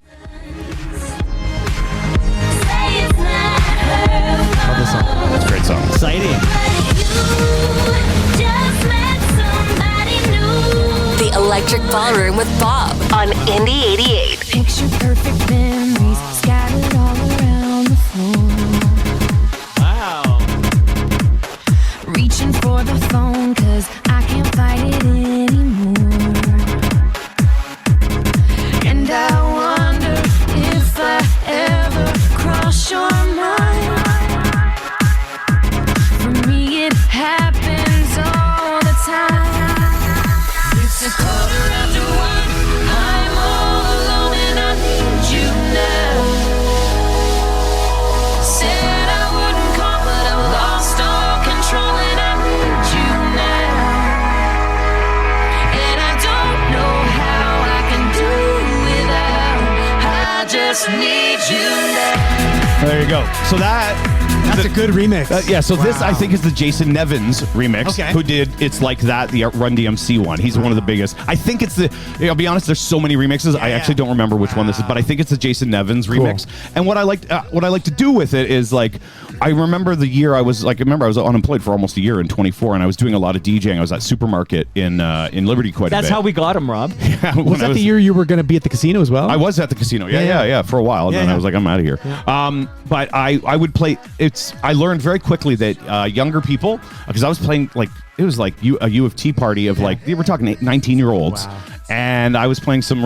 They love this remix. Went over huge, and they probably didn't know the song. They just loved it right away. Well, I think again. It's 2010. They were probably born when it came out. That song was everywhere. Yeah, really but they like. But you can dance to it now when you put a beat behind it. Of course. So, anyways, that was my last remix. Nobody's gonna kick out Spaceman. I thought about Boomtown Boys. The Boomtown Boys remix, because your FOTM Biff Naked also been on my podcast. She's a sweetheart. Yeah, the original Spaceman, harder guitars, and then the Boomtang Boys. Boomtang, yeah, right. That is a great remix. But I thought you would have taken it. Didn't make the cut. No, there you go. Tough to make my cut. But there's a jam I'm about to kick out. But yeah, this was a big one. Okay. Yeah, it was fun. So that's again Saturday night. Listen to Bob. Love it. Fun fact before I kick out my last jam, which is that Charlie Angus was here on Friday. And oh no, everything's falling. Charlie Angus has a new album with the Grievous Angels called Revolution. This artwork, see it? Cool, very reminiscent of the band you're about to play. This artwork is courtesy of Ron Hawkins. This is a Ron Hawkins. Is that a Ron original? That's a Ron original. He sells his art a lot. Yeah, I love. does he really? He's got some That's so great cool. stuff. Yeah, I had no idea. He has some amazing stuff. There's some small. Yeah, here, videos. give it to me. Here, I'll give it. That's amazing. There, put your thing up so I can. Put the thing up so I can see where we are. Live.Toronto. Yeah. That better? I'm gonna roll right into mine. Does yours fade out or does it just end? That just ends. Okay. There it goes. You didn't even have it up. I didn't have it on. Turn it did on. before. Okay, wait. Well, people can see. There you go. All right, good. All right, I've been holding it up for a while. Don't be shy. There you go.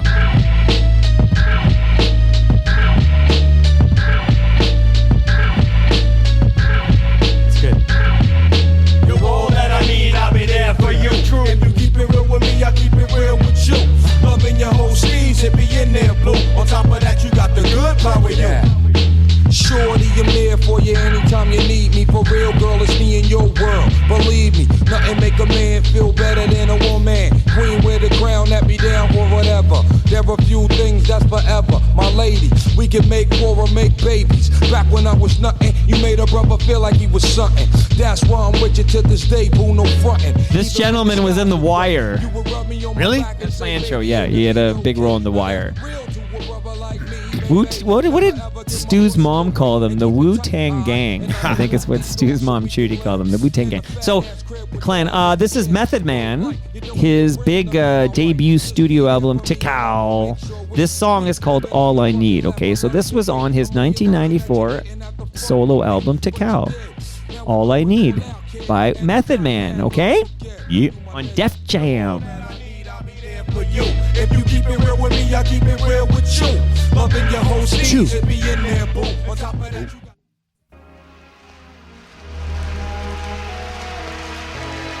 like sweet morning dew, I took one look at you, and it was plain to see you were my destiny. You're all I need to get by.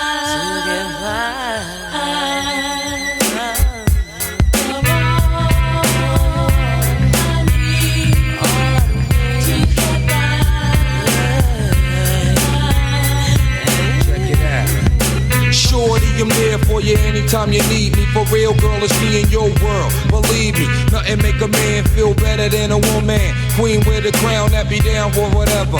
There are few things that's forever. My lady, we can make war or make babies. Back when I was nothing, you made a brother feel like he was something. That's why I'm with you to this day, boo, no frontin'. Even when the skies were gray, you would rub me on my back and say, baby, it'll be okay. Now that's real to a brother like me, baby. Never ever get my away and keep it tight, alright? And I'ma walk these dogs so we can live in a fat crib with thousands of kids. Word life, you don't need a ring to be my wife. Just be there for me and I'ma make sure we be living in the lap of luxury. I'm realizing that you didn't have to with me, but you did. Now I'm going all out, kid, and I got mad love to give. You my nigga. Mary J. Blige shows up for this remix by RZA. They made a video for this that was all over Much Music.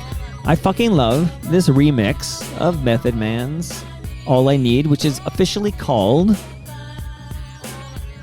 I'll Be There For You / You're All I Need to Get By.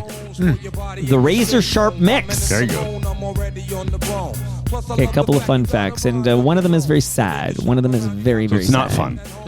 Yeah, the funnest, saddest fact of all. Let me bring down the remix and just play the original version of this song. Oh, yeah. Which has a sad fact to it. And then I'll play the other remix that was popular by a guy who has been canceled. Problematic Jam. It's Marvin Gaye, everybody. Yeah.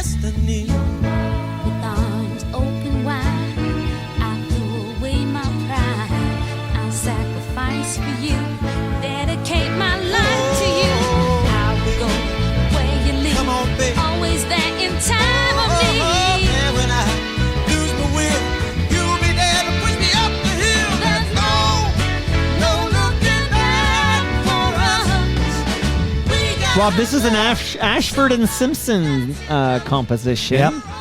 Motown release. Marvin Gaye and Tammy Terrell was her name. Sadly, I'm using past tense for that. But this song came out in 1968. It was a very big hit. Classic. Yeah. Okay? Ashford and Simpson. You got it. We need more and groups. Ashford and Simpson, Peaches and Herb, Sonny and Cher, Somebody and Somebody. That sounds like your next theme. If you're I know. really- Who's there today? And bands. Right? Tammy Terrell. You can hear in this song, there's a few moments where Marvin Gaye says, "Come on, Tammy," because Tammy Terrell is singing this song while recovering from surgery because she had a malignant brain tumor. Wow. Malignant brain tumor, and it was a struggle to get through this particular recording, okay?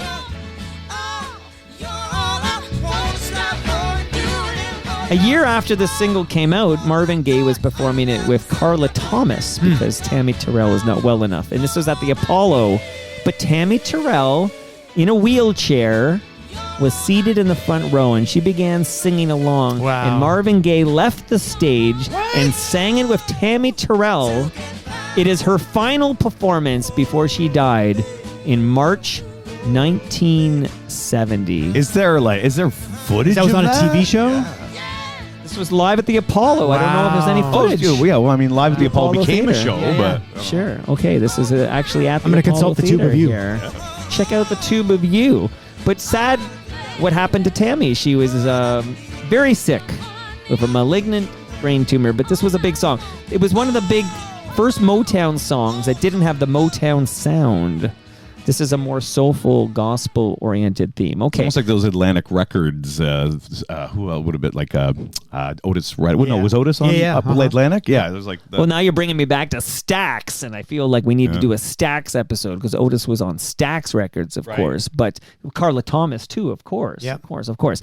But okay, so the remixes. So the one I like is that Razor Sharp mix, and that's the one that had the video, and I really liked it with Mary J. Blige and Method Man from The Wire. But there was another big remix of that song. I'm just going to play it because what the fuck, why not? But this guy is problematic. So we'll just play a bit of this remix. And then we'll say goodbye to everybody. It's been a long show.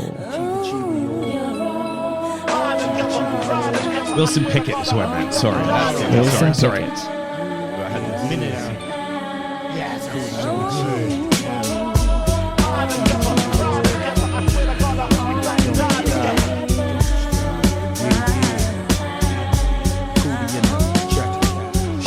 I'm there for you anytime you need me. For real, girl, it's me in your world. Believe me, nothing make a man feel better than a woman.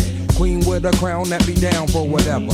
There are few things that's forever. My lady, we can make war or make babies. Back when I was nothing, you made a brother feel like he was something. That's why I'm with you to this day, boo, no frontin'. Even when the skies were gray. By the way, Tammy Terrell was only 24 years old when she died from that brain tumor there. Oh my goodness gracious. Okay.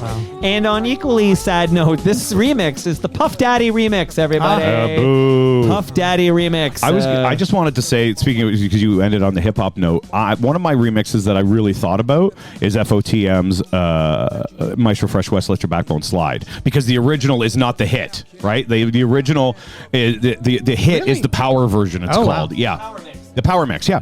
I thought hard about that. I was really going to do that. Wow. Yeah, there you go. So the power mix was the 458. There you go. Oh, you got it right there. Yeah, right there. Yep. And then the I radio thought really edit was long enough. 408. I figure we've talked a lot about Maestro. So Yeah. There you go. Yeah, that's cool. Yeah, So there's the the club mix. Yeah. The radio edit's the one that, but it was the power mix that they put the video to. That's so cool. Yeah. This is a throwdown. A showdown. Hell no, I can't slow down. It's gonna go on the mix. That's what you have. Mary Ginger, please. That's right. The beat will be played in many parts. Gentlemen, we went long. Is this our longest? We got a good one. I don't know. It's not that. I'll tell you right now. I don't know. It felt just over 2 hours. long. No, yeah. 2:15. But we had to get the catalytic converter story. That's true. Where the fuck was Rob on Thursday night? So Rob, there you go. Glad you're here, man. I'm glad to be here. I'm still sad about that. I'm so glad that it went well, though, because I knew it would. You know, it honestly unfolded as I envisioned it on my bike ride to the El Macombo that night. Like, I could visualize it, and it happened as I visualized it. The grand finale happened as I drew it on the board. That's amazing. And I'm very pleased. Yeah, I'm pleased for you. Yeah. And glad it went well. Visualization. I share it on Wednesday. Yeah. I don't know. It just... Visualization. If you can see it, you can be it. Is that true? Yeah. True. I saw myself dunking the ball in Game 7 of the NBA Final, and it never happened. You'll see it when you believe it. It's the truth. Woo! Who picks the next topic? Me. What topic are you picking for next week? Next month. Next month? Oh, yeah, I know. My it could choice. be next week, though, because next week is next Literally month. next week is next month. I don't think we've done it before. I want to do weather jams.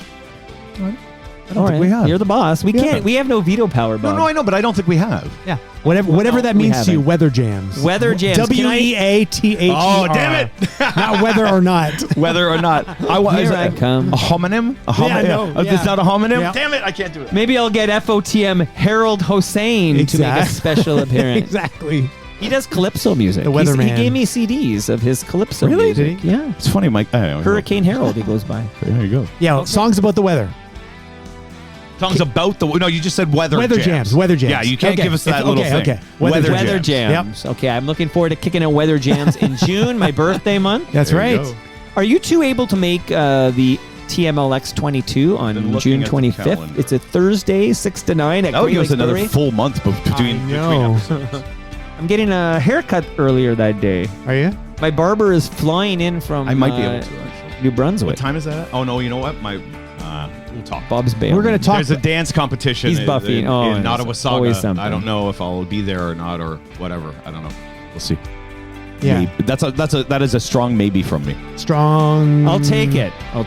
Strong, probably not for me. Oh, well then, yeah. Well, as long as Cam and Stu are there, I'll be happy. There you go. Ah, pa-dum-bum.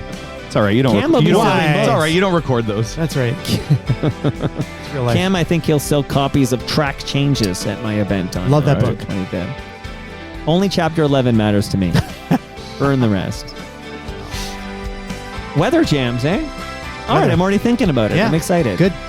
And that brings us to the end of our 1904th show, 1904. Go to TorontoMike.com for all your Toronto Mike needs. Put in your calendar TMLX 22 on June 25th, 6 to 9 p.m. at Great Lakes Brewery in South Etobicoke, down the street from the Costco. Much love to all who made this possible. That is Great Lakes Brewery. Palma Pasta, Toronto Maple Leafs Baseball, get to Christie Pitts, Nick Ianni's, RecycleMyElectronics.ca, and Ridley Funeral Home. Rob, did you get the new and improved measuring tape last time? Yeah, I got one already. All right, well, you got another one, Save this brother. for New and somebody improved for you. Okay, Yeah, I'll no, save it. I save give it. you. Yeah. See you all. I'm going to Montreal, but Have a I'm good time in recording Montreal. later today with Adam Bunch. I'll drop that tomorrow. Adam Bunch. Bunch of fun. Tomorrow morning. See you then.